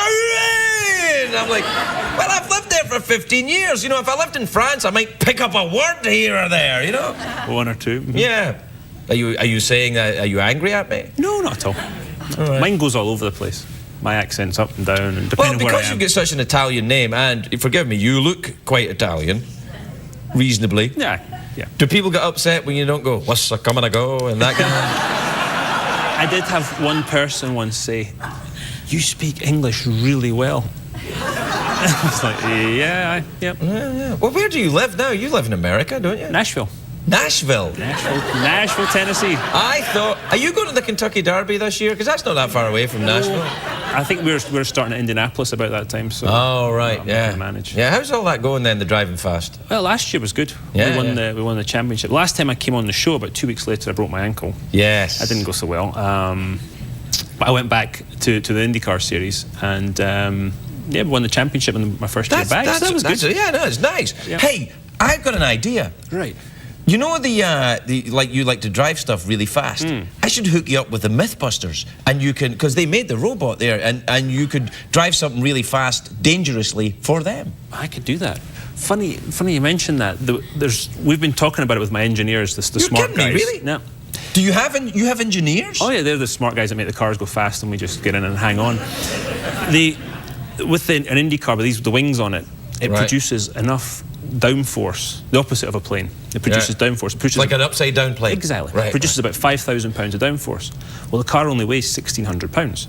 So they say that you can drive one on the ceiling above 100 miles an hour. So we're looking for someone to test that theory.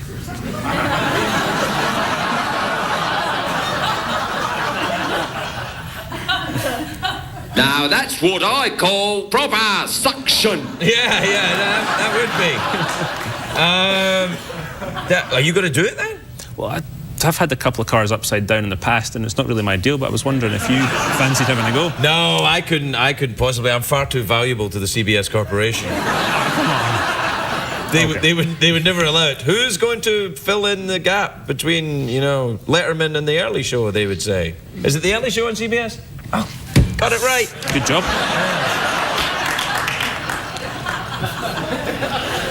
I don't know, man. Do you know what I'm talking about, though, the Mythbusters, right? Yeah. Do you watch that show? Yeah, they do like crazy stuff.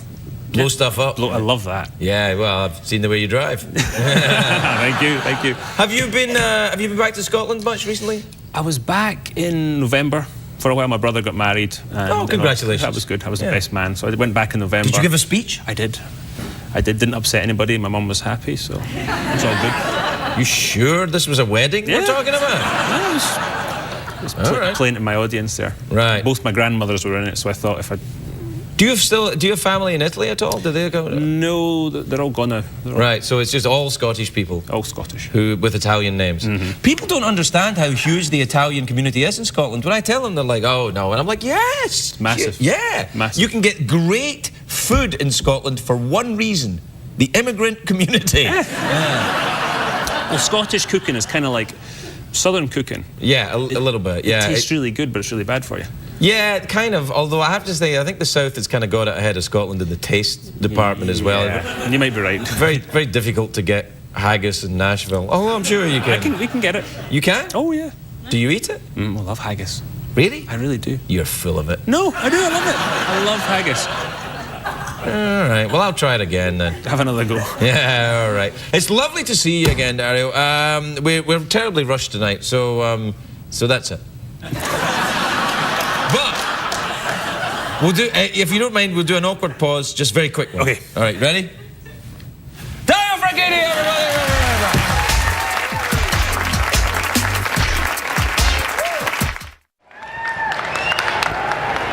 Ladies and gentlemen, start your engines.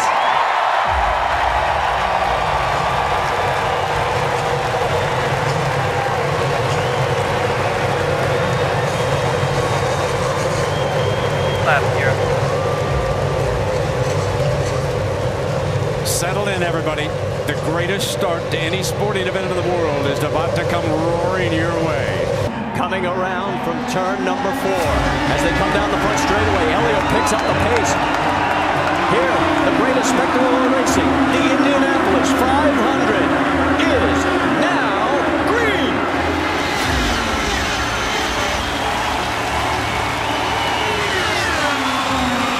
Mentioned the fact that he got around his teammate Elio Castroneves.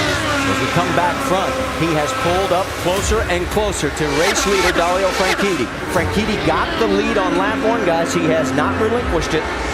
Well, you can certainly tell him to start going around the outside in turn 1. He wanted to lead this race. We have just passed halfway, and the leader at halfway has won the race only, well, 3 times in the last 23 years.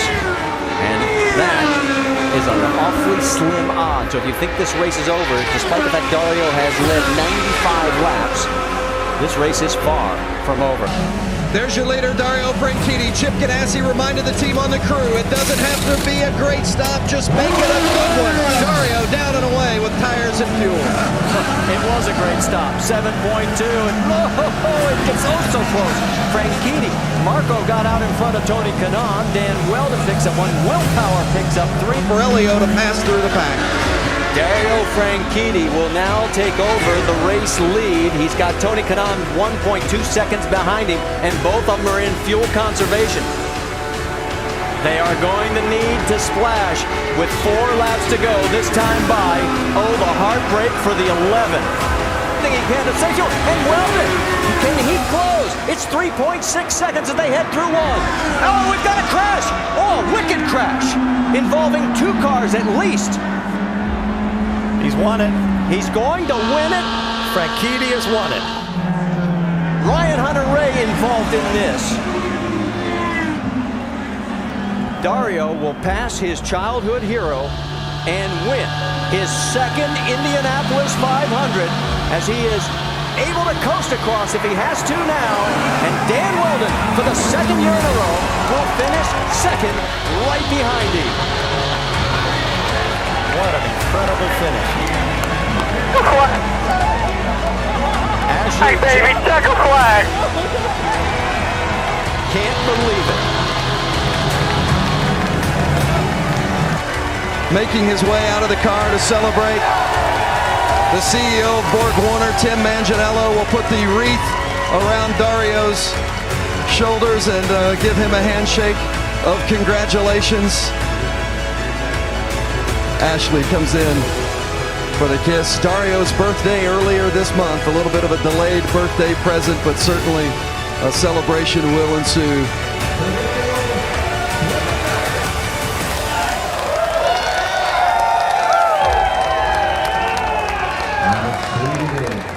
How sweet the milk tastes when you are the winner at the Indianapolis Motor Speedway. And a little clink of the glasses for Dario and Chip. Congratulations. How good did that milk taste, my friend? I was just asking Chip how good it felt to win Daytona and Indianapolis in the same year. He's hugging all the trophies here. I was just thinking this tastes just as good second time.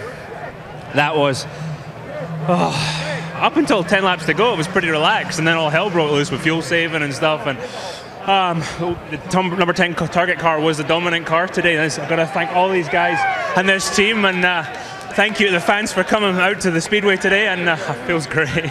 Now your voice, the tempo of your voice was really ramped up over those last 10 seconds in your radio communication. How frightened were you that you weren't going to have enough fuel to make it to the end? I just needed to know what the other guys were doing, and I was thinking, well, if they're saving more than me, they're doing something very special here.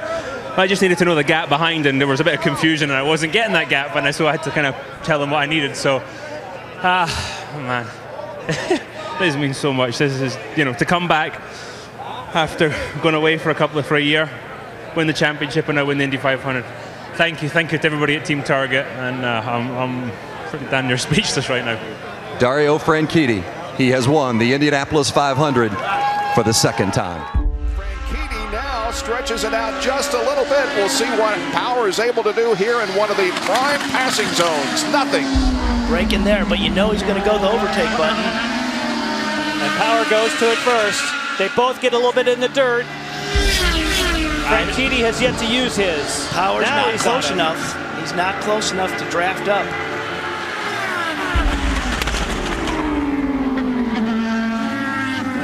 And that is just about it as far as passing opportunities are concerned, but who knows? Still stay right there. Keep pressing.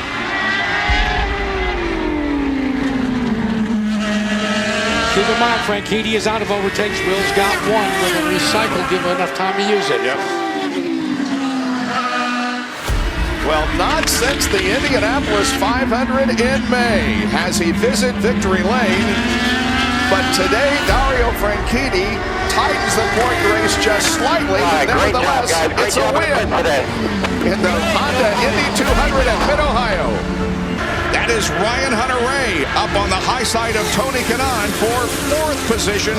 Here's the white flag. We got one more lap to go at Chicagoland. Wow, the point swing here with Franchitti in the lead and Power having to fuel. But it's not over. Here comes Weldon. Dan Weldon, as we mentioned, finished second in Indianapolis. That's where he's running now. Marco Andretti looks to the high side. They come off of corner number 4. Let's see who wins it. It's going to be Dario Franchitti winning with Dan Weldon second and Marco Andretti third. Two drivers traveling two different roads. A horrific crash late last season left Will Power hesitant for a return to the driver's seat. I remember thinking as I slid to a stop, that's the end of my career.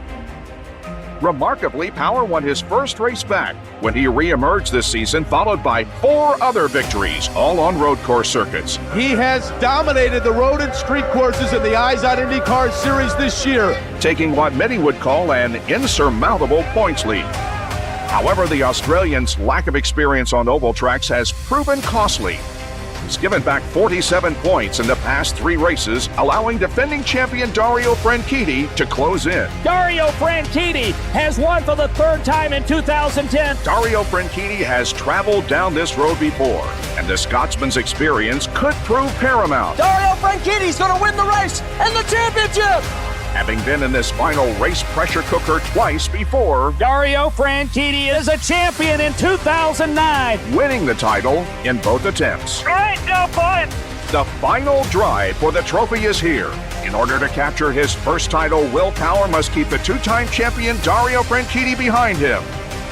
2 different roads cross today with the IZOD IndyCar Series Championship at stake.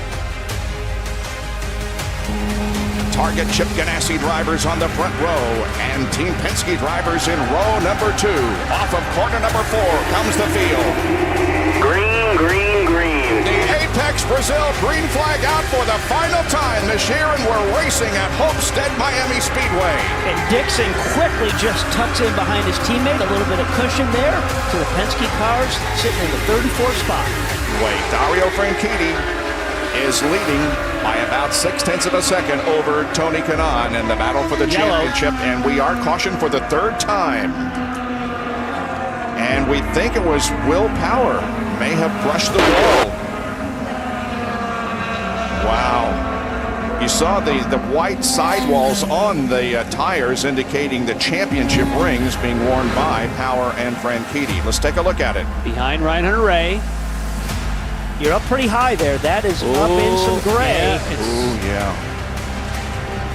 Well, I mean, everything looks good there, but that was a lot of brush in the wall. Oh, yeah, that's a lot of contact. Did you see that he didn't move his wheel at all? You're just up in the gray there, and you get the marbles, and it slides up in the wall. There's nothing he can do. Could be a major factor in the championship battle.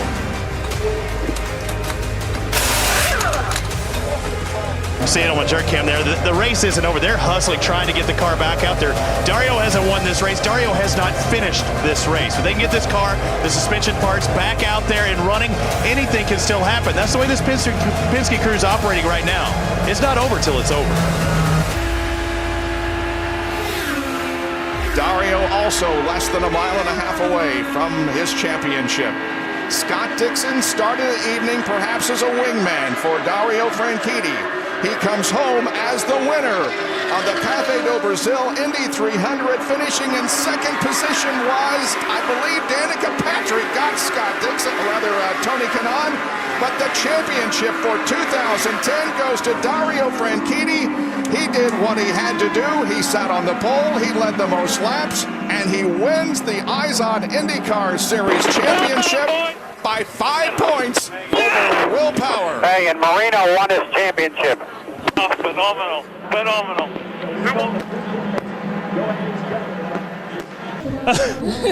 It was all going really well up until we took that pit stop and I was at the back of the pack and there was guys 4 wide banging wheels, and I was thinking at the time it was a lot funner up the front than back here, and the 18 car crashed right in front of me, almost took us out, so it's a little bit too action packed those last 30 laps, but great job by this Target team. We had the car to win tonight, we just had to play it really conservative at the end there, and it's been a tough year for us, and I can't believe we got it again. When Milka spun in front of you, I heard a collective sigh of whoo when that happened, when you avoided that. I'm in a sandwich. Let's let them celebrate. We're going to talk to them in just a bit. And you can see they're already forming up. They come down and around turn 14. Pace car has pulled off. Now they're supposed to come down at about 60 to 70 miles an hour. Stand by because the Honda Grand Prix of St. Petersburg here to start the 2011 season is green.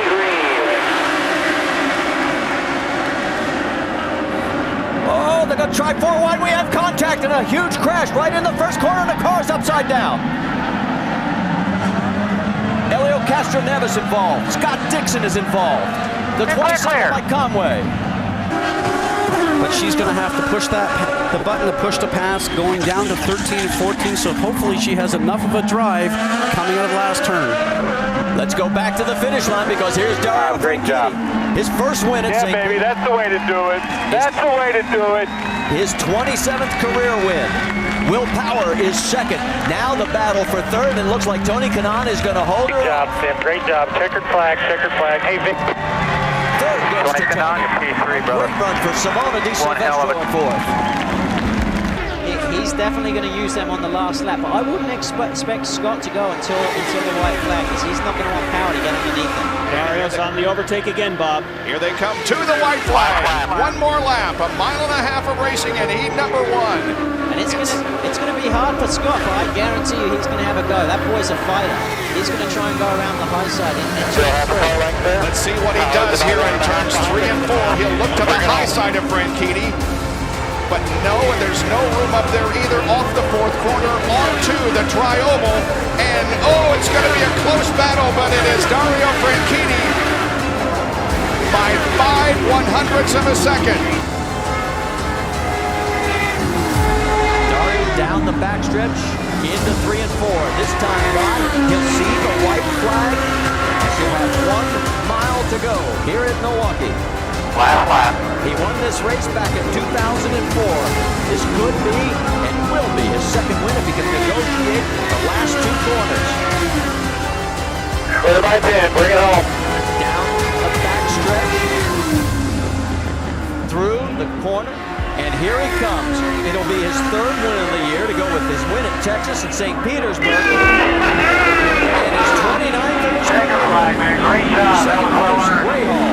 Third place, Serbia. Power, Patrick with her first top 5. Then Hinchcliffe, Dixon, Sato, and Castroneves as they come across.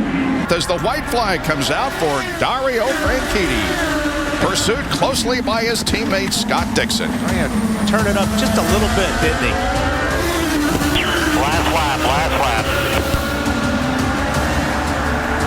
Yeah, they're both on the overtake. Yeah. Might as well use them up. Dario is now out of overtake assists, and so is Dixon. Team Penske are not going to be happy with this result, seeing a 1-2. There are 2 passing up. Well, that was one of them. So 1 passing opportunity left into turn number 8.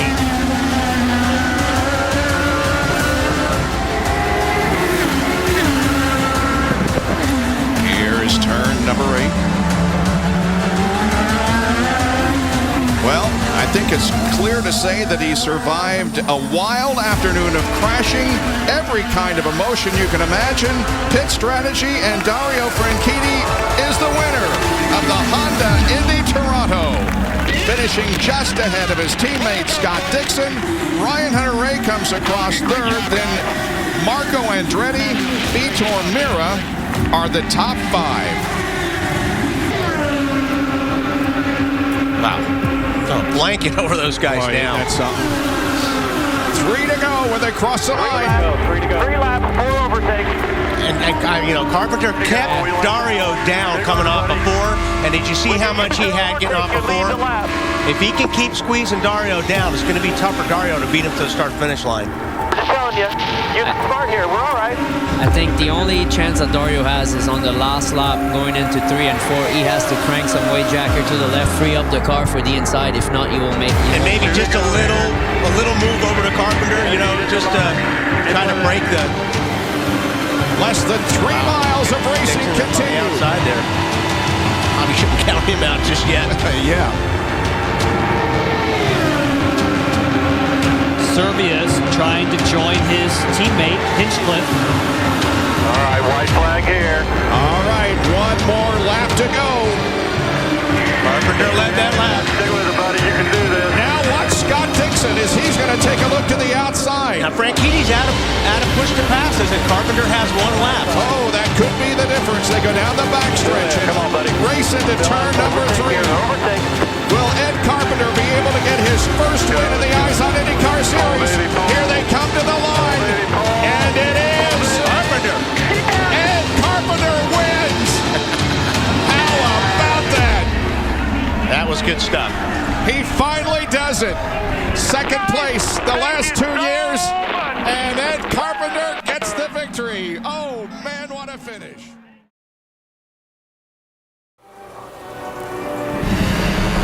The championship trophy of the IZOD IndyCar World Championship that will be decided today. Our telecast presented by Sunoco, and the 2 contenders getting ready to strap in along with 32 other drivers. Dan Weldon will start at the back of this 34-car field. A lot of pressure. $5 million also riding on the line if he can get to the front. No one's ever won from further back than 28 in an IndyCar race. Drop down, and here they come down the front straightaway, and the final race for the championship is green.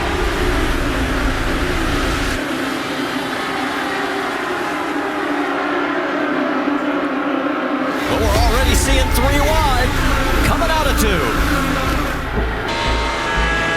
On board with Briscoe. The 98 of Alex Tagliani on the high side.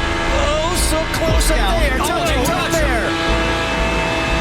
These are not stock cars. They don't do very well when they rub sides with each other. But did you listen to that? They touched and they didn't even take their foot off the gas. They just kept on going. Field, he has moved up 10 spots. You're on board with him.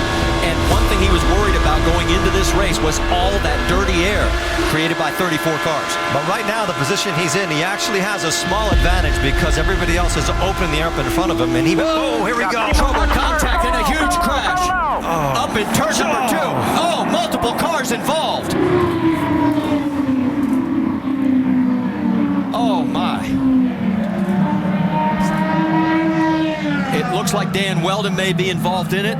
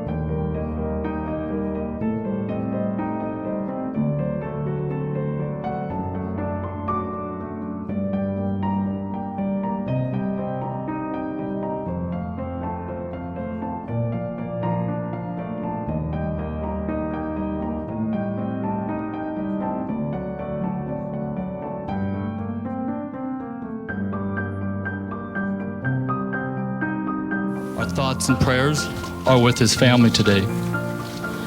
IndyCar, its drivers and team owners, has decided to end the race. In honor of Dan Weldon, the drivers have decided to do a 5-lap salute in his honor. You know, we went into that 2011 final in Vegas. We should never have been racing there, which was a conversation we'd had before we showed up. You know, with IndyCars, they're not suited to that track. But I was a lot more, what's the word, mature, world weary. I'd seen a lot more in life when Dan had his accident. You know, I'd known Dan since he was 6 years old, and you know, we were very close at one point. We had a couple of discussions when we kind of fell out for a minute a few years before, but we were in a really good place. When we were back to being friends, which I loved. You know, I got this funny feeling here. It's just that whole situation was so unnecessary, and Interestingly, I didn't think of stepping out of the car though. Again, I was in a much different place in my life, and I was a lot maybe mentally tougher than I had been when Greg died. I was able to just get back and get on with it and put it out of my mind. But it's that was shocking. Ladies and gentlemen, start your engines.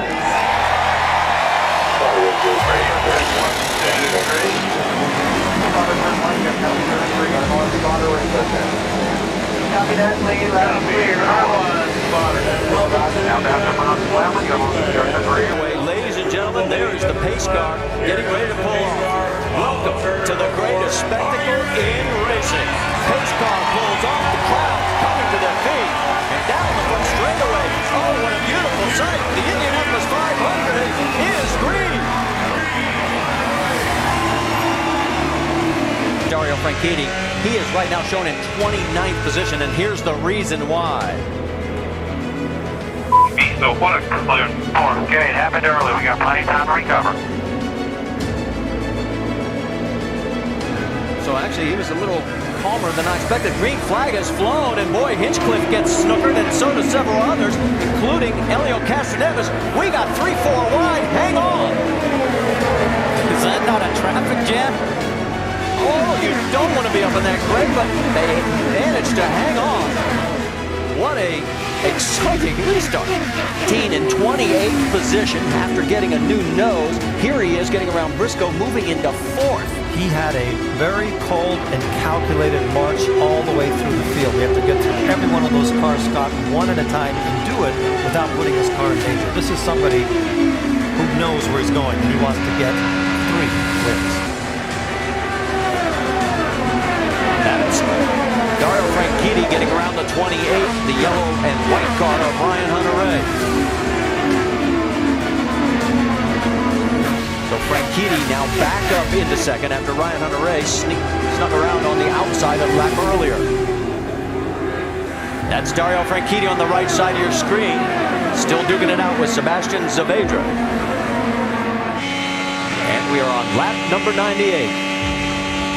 Again, the tribute to Dan Weldon from the fans.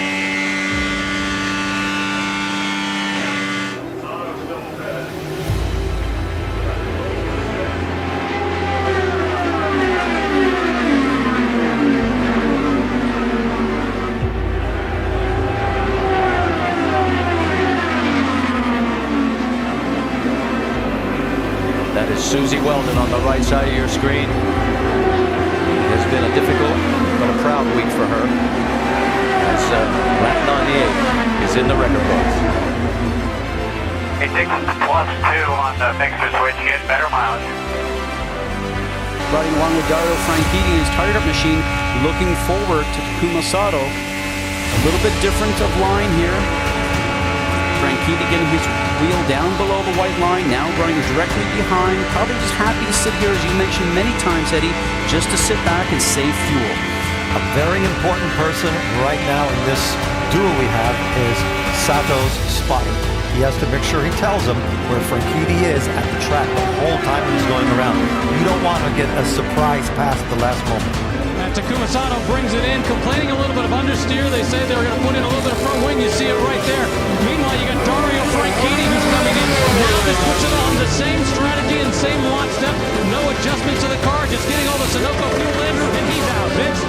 Lap vehicles don't go to the rear until the final 20 laps. So even though he's in 16th, he's got a long way to go to get to the front. Here comes Takuma Sato, leading him down on the restart. Behind him, it's a long jam. Whoa! 4 cars at one point almost got into each other.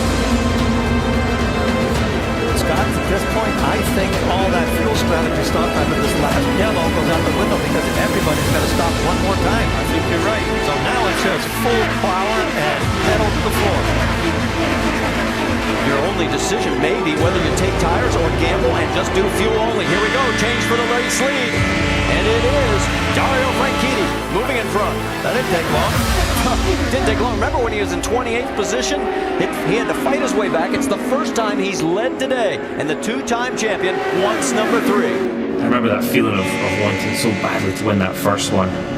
And then the second one was you want that second. And now I really want the third. So... And let's go down now for more from Rick DeBrule. Well, let me put it this way. It has not been an uneventful day for Dario Franchitti. He had that little spin on pit lane to start with, and then later they had a problem with the vibration of the tire. Fortunately, they were able to change it without any incidents on the track. Now the car is sailing along. At Indy in a long time. And there's no reason for the Chevrolets to lean the engine up, because when you do that, you lose horsepower, because we know that they can go 30 laps running rich. So to your point, Eddie, this is put your foot on the gas, and this pretty soon will be teammates, will no longer be teammates. Top 10.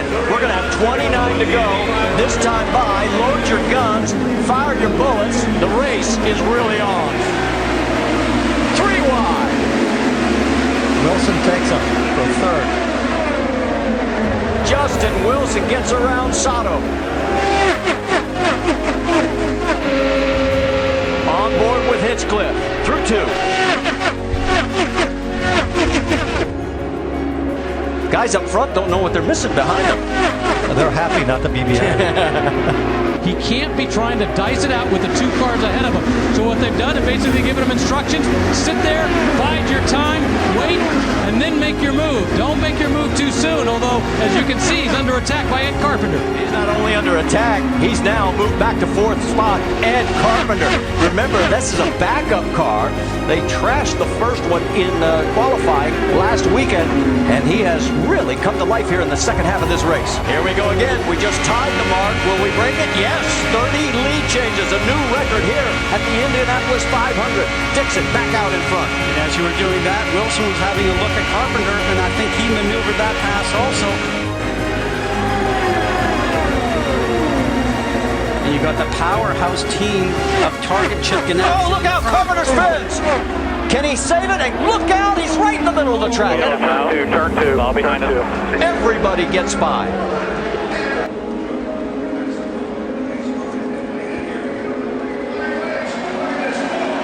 racing again at Indianapolis. Kanaan is going to get it. Kanaan is going to get it. He's in the lead. Tony Kanaan comes all the way from about 6th starting position to take the lead. Do you think he's a good restarter? Now the question is, can he hold on to it? What we've seen so far today, the answer is going to be no. But at least now he's in the mix. Oh, you wait for this cheer when he comes down the front stretch here. This place is going to come alive. Listen to that. What an exceptional restart. Right behind him is Dario Franchitti. They are close friends. He's not going to be able to hold it. He's not going to be able to hold it. Here comes Dario. The gloves are off. This time by 15 laps to go. All clear, all clear. Next time by, we'll have 6 laps remaining. Tony Kanaan, Dario Franchitti running first and second. They are the best of friends. Here is what we picked up on the radio. First, the 11 car. Still Dodger, we're playing like old timers. And we're playing at the end. Copy. Got a message from Kanaan. So you guys are going to play like old times. Here we go. Back to green flag racing. On board with James Hinchcliffe. 2 wide. And it is Dario Franchitti that gets out in front. There's still 2 wide going through 2. That's Rubens Barrichello on board. And Eddie, we talked about the leader as a sitting duck, and that's certainly what happened to Tony Kanaan. I don't know. At some point, you have to make a decision whether it's good to be in front. Oh, that was close. Or it's better to be second or third. That is Ryan Briscoe trying to make his way around. There is Kanaan running in third, and he is under attack from Takuma Sato. And here's the battle for the race lead as the 2 Targa Ganassi cars go after each other and put the 50 up front. Now these 2 guys are teammates for the moment, but they won't be teammates that last lap. It's Dixon, then Franchitti, then Takuma Sato, and Tony Kanaan is now back to 4th. This could get tricky. Oh, and he slides on by. Sato takes second. Forward to Sato. And Kanaan is going to make a run on him now. So Franchitti out in front, Takuma Sato in second. There's Dixon, and then Tony Kanaan. On board with Tony. If he wants a shot, he's got to get some help up front. He's too far back right now. Next time by, the white flag. I think Sato's in the catbird position now. Time it right. You have to time it right. Everybody stand and listen to the crowd. White flag is out. Dario Franchitti takes the defensive line into one. Sato taking a peek. Inside. Keep going, keep going. And Dario Franchitti is going to join an elite group as he is going to become a 3-time winner at Indianapolis. What a race. What a race.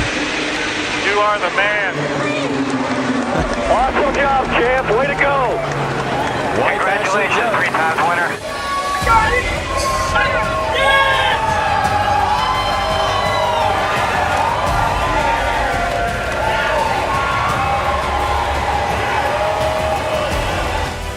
For the 3rd time in his racing career, Dario Franchitti slips the wreath around his neck.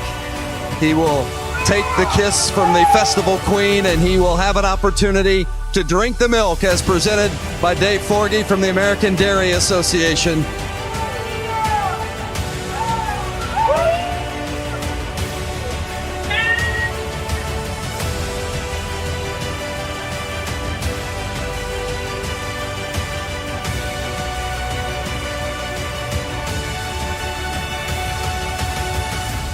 Dario Franchitti wins the Indy 500 for the 3rd time. Dario, you're wearing the white glasses as his wife Ashley comes in to give him a kiss. It has been such an emotional year for not just Dario, but this entire team. Michael Wanzer, the chief strategist for Dario Franchitti, or Barry Wanzer, the chief strategist for Dario. His son Michael passed away earlier this year, and now Dario, on the heels of all that has happened this year, what does it mean to win the Indianapolis 500 today? I just want to dedicate this to 2 of Indianapolis' finest, Dan Weldon and Michael Wanzer. Thank you to all the fans for saluting our buddy Dan today. Oh man, what a race. What a race. I think D-Dub would be proud of that one, just coming from the back there at last lap, running side by side with Takuma. I went down and I moved up to give him the room, and then we hit, and I just kept the foot and managed to keep it out of trouble. But thank you to this Target team and my buddy Scott Dixon. I was looking there at the pole and I was thinking, I don't know who the heck's going to win it. But everybody out there was a friend of Dan's, and I think that about sums it up. Everybody loved Dan. We had a really tough qualifying, and these guys worked so hard. And every race I've won, every IndyCar race has been with Honda. They worked so bloody hard. I showed everybody what they could do today, so thank you. This means the world. This is Indianapolis, man, and 3 times, and to be on the trophy beside Dan, either side, that's more important than anything. Dario, you're an astute student of the sport of racing. What does it mean to be among those that are 3-time winners at Indianapolis? Well, the last week I've been studying my buddy JR's, Tony Rutherford's book, because he gave me the other night, left a beautiful inscription in it, and said he hoped to welcome me to the 3-time club. So to be in the company of guys like that, it just means so much. And JR gave me a little wave. The first time I led under caution today, we have a little ritual here, and he came up and gave me a wave, so I waved back, and then we went racing again. But what a great race today. He was able to come from the back of the grid after getting hit in pit lane and spun. And again, I can't say enough about this Target team and the adversity they've been through. And Dan was our guy. Michael was our boy, and we just dedicate this to him. And that feels really quite nice right now. It's a hot day at Indianapolis. Nobody hotter than Chip Ganassi Racing and Dario Franchitti, who gets a hug from his father as he celebrates his 3rd victory at the Indianapolis 500-mile race.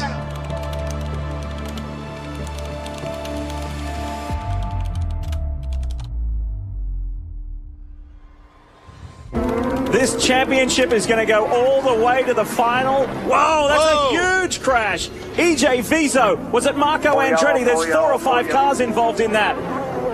Turn 10 for the final time. It's a Penske day. It's a Will Power day in Houston. Dario Franchitti. That is a nasty crash. Takuma Sato and Viso. Dario Franchitti, I think, is in pain. That looks like a heavy crash. I can see him put his head back. As a driver, I feel like I see the wincing there, but let's hope they're okay.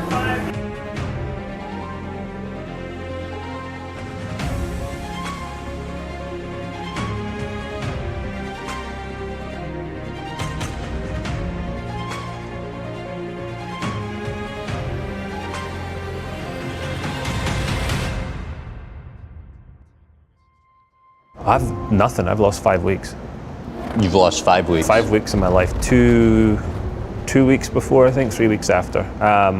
2 weeks before the crash and 3 weeks after? I remember my friend Albert's wedding in Portland, I think 2 weekends before. That's about it. At the time, I could remember snippets. I could remember nothing about the accident or even the race. And then I don't know if it's because my brain started to swell up or whatever, but the memories then just shut down. Nothing. How do the severity of some of your past accidents compare to the Houston one that ultimately ended your career? As far as crashes in the racing car, I mean, I had one in 2000 when I broke my pelvis and gave myself a pretty good concussion. I was back in the car after 3 weeks with that one. That was probably a little soon, but you're ready to go, you know. I mean, the pelvis was still rubbing and all that sort of stuff. Weeks after the race, you're in Miami staying with Tony Kanaan at his home while you're in town visiting some doctors. He said at that time you're still talking really slow, you're sleeping up to 18 hours a day. How would you describe how you were feeling then? I was really feeling bad. I mean, I knew I was struggling because I got to TK's house, I got in the lounge, I hadn't seen Tony for a good couple of 3 weeks. And normally we'd just sit and, you know, talk crap for hours and just, you know, annoy each other and tell jokes. And literally after 5 minutes, I'm like, TK, I need to go to bed. I went upstairs and I slept for 18 hours. Next morning I got up, went to the doctors, and that's when I spoke to Dr. Olvey. and Dr. Hott's one of his colleagues. And that's kind of when I started to realize there was a bit of an issue going on here. How did you find out you would never be able to race again?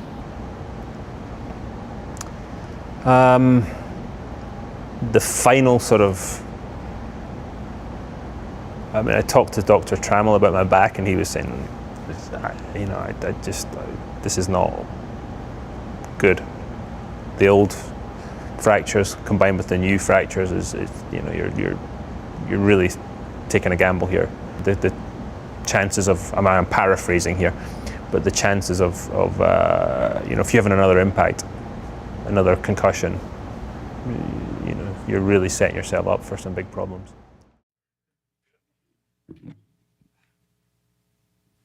Morning. Like my brother says, I'm not going to be sneaking up on anybody anytime soon. Nice. Thanks for coming, everybody. Both here at Target Chip Ganassi Racing in Indy and also live streaming on IndyCar.com.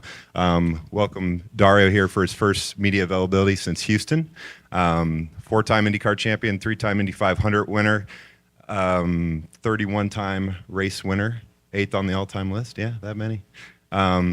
What we'll do here today is we'll have Dario start out with an opening statement, and then we'll do 30 minutes of Q&A. Unfortunately, we won't be able to do one-on-ones with Dario, but Managing Director for Team Target, Mike Hull, is here. Mike, thank you. Tony Kanaan, driver of the number 10 Target car, and Charlie Kimball, the number 83 Nova Norris driver. So with that, Dario. Oh, morning, everybody. Thanks for being here today. Sorry, first of all, sorry I haven't been in a position to chat any earlier. Just part of the whole recovery process. But yeah, it was just a chance today. So I was in town visiting the doctors, and it was a chance to just have a little chat and you know, say thank you to everybody for all the kind wishes. You know, whether that's the fans, you guys in the media, everybody involved in IndyCar, and especially the guys at the Target team here. It's been so nice to know that you know, I was appreciated, and that really helped with the recovery and some or part of the recovery so far, and some pretty interesting times. So looking forward to the future, and rather than being kind of bummed about not getting to drive, you know, the number 10 Target car again, and other things after that, I'm just very thankful for the career. I don't even like that word, career, for the racing I was able to do, and the fun I was able to have, and all the things that went along with that. So yeah, thank you very much. It's great to see you all here today, and everybody on the web. Thank you. Great. We'll hop right into questions. So if you have one, raise your hand, and Chris here will come around with the wireless mic. Before we do that, stand up, TK. You got to see TK's outfit. Come on. He's at the wrong team, I think. You'll all know what I mean. Come here. I got the memo. There was black slacks. Black pants. Look at him. You like it? You're looking good, man. Dixie's going to be pissed because if he thinks he's got to wear black pants every week. Sorry, I was God, I thought you were handing it to Tony there. He's asked all the questions he can ask now. Has there been any lingering effects from the concussion? Any problems stemming from that? I would just and talk a little bit about your back, because I think the back is probably more straightforward. Well, I'm not going to go into the whole ins and outs of the concussion, but just problems related with any normal big concussion, really. But I will say the last 3 weeks there's been a big improvement.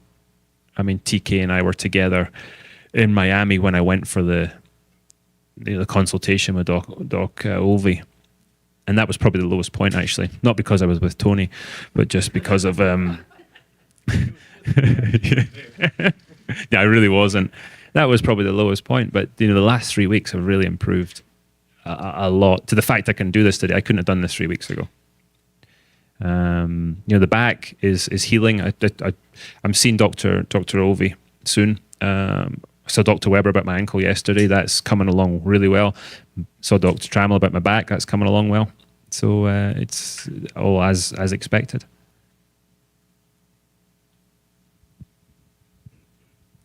Hey, when you were seeing the specialist in Miami, Dr. Olvey and the others, was your mind open to the thought that maybe this was serious enough that it could be the end? And how hard was that to accept?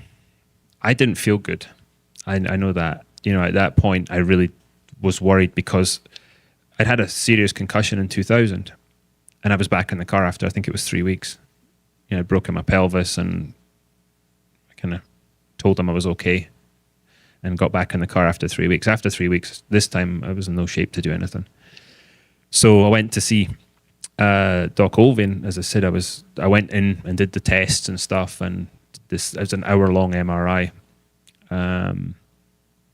And I came back to the house, and I said to Tony, that's when I said to Tony, Tony, I don't know how this is going to work out, man.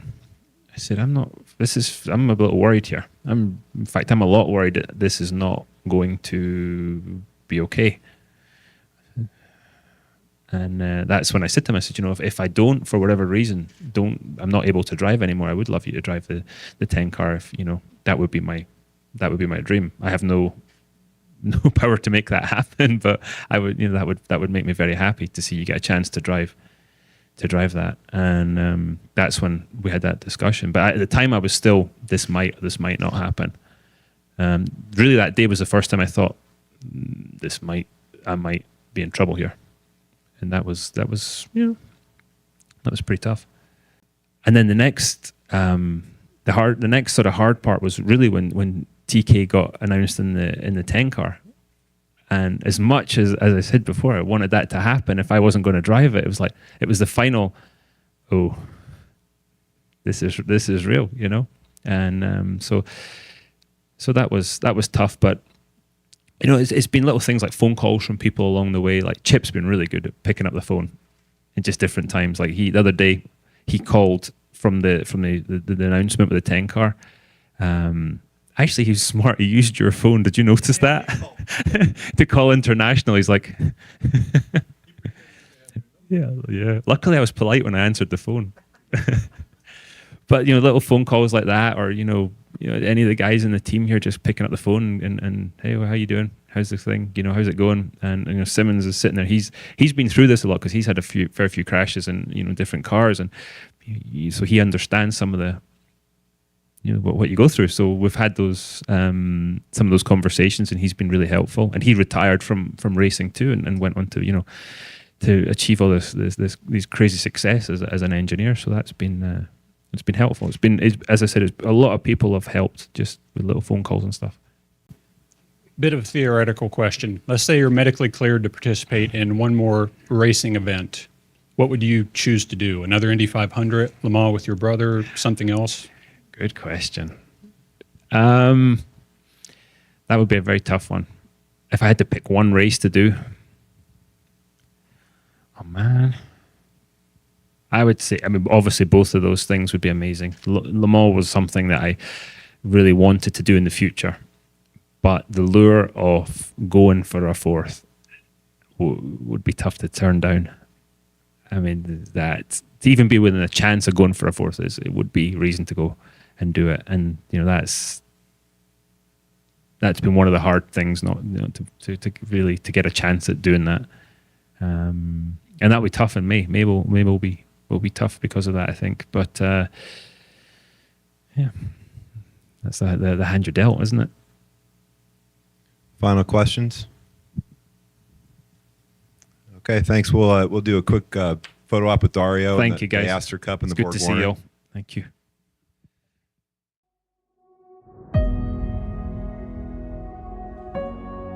Dario Franchitti, man, that guy, let me tell you, he's incredible. He goes out, he comes back, and he's still in one of the best teams. So that prove that older is better.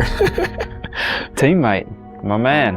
Another fellow Indy 500 winner, but definitely a class act as a driver. Thanks, buddy. The princess, we call him. Good guy, just a good guy, tremendous talent, a gentleman in our sport. He's an amazing driver. He's like a chameleon, you know, in any type of track. A great technical driver. Right now, it's all about this man, Dario Franchitti, who takes the checkered flag in first place for the first time in his kart career. I'm ecstatic. It's been a long time coming, but we beat everybody on the track today. My guys were fantastic. You know, everything just works absolutely perfectly. Describe Dario, the sort of driver he is. I mean, he's very smart. Fierce competitor. Champion. Consistent. Legend. It doesn't matter what track we're at, Dario's gonna be quick. Dario Franchitti has won the A.J. Foyt Indy 225, his inaugural IndyCar Series win. This means a lot, especially such a special track as a Milwaukee Mile. This is pretty special. Dario is an unbelievable race car driver. Champion by 3 times. Scottish. Old. Class. Methodical. Call him the doctor. Dario's always make the best of any situation. We've all learned a lot just by racing against Dario. A very tough competitor, very tough guy to crack, and he's got a lot of experience. Legend. He's a champion. My best friend. One of the things I'll remember are the tears that you shed, not for yourself, but for your very, very good friend. I love you, Dario. Yeah, I mean, it was a very touchy moment. For sure was from the bottom of my heart. I would say I was very, very happy for him. Tune up the bagpipes. Dario Franchitti will win at Indianapolis. Who'd have thought it? Who would have thought it? I can't believe it. It's Indy 500. It's awesome. It makes me very proud to see Dario win. He's somebody that I think gives an awful lot back to motor racing. You're a very deserved winner. Dario swings it wide. Dixon had to lift. Dario Franchitti goes to the high side. Dixon is out of fuel. Dario Franchitti, he'll win the race. He'll win the title. He's done a great job. I'm really proud of him. Dario Franchitti is back, and he is a champion in 2009. Coming back from NASCAR back to here for this was great, and I'm happy to give him the championship. What a day it has been. The twin checkers are out. Dario Franchitti is a 2-time winner of the Indianapolis 500-mile race. It is going to be a Target Chip Ganassi Racing victory lane and championship celebration to remember as Dixon wins the race, Franchitti wins the war. I can't believe we got it again. Dario Franchitti is the winner. His 4th win this year. Congratulations to Dario Franchitti on his 4th championship. Dario Franchitti, he and his teammate will cross the yard of bricks side by side. Dario Franchitti becomes a 3-time winner of the Indianapolis 500. You're a legend, you know, in my opinion. You're right up there with the all-time best, and it's an honor to race against you. Dario, you are a legend. You're a legend too when I was racing go-karts. And this guy's putting his name up there with the greats. On the all-time wins list, the only people in front of him are Foyt, Andretti, and Unser. That's a pretty impressive thing to be, pretty impressive group to be in. I guess it turns out after all that Dario's a good little driver himself. Dario, you are a legend. 4-time champion, 3-time winner of the Indianapolis 500, man. That sums it up. But, you're a great friend, a fantastic teammate. You know, I love you to bits, man, and thank you for all the hard work that you put in. All my friends in the paddock. I just love being in the IZOD IndyCar Series. It's home to me. I love driving the cars. I love the places we go. I love competing with you all. And at the end of the day, going out and celebrating with you all, win, lose, or draw. And this is what it's about for me.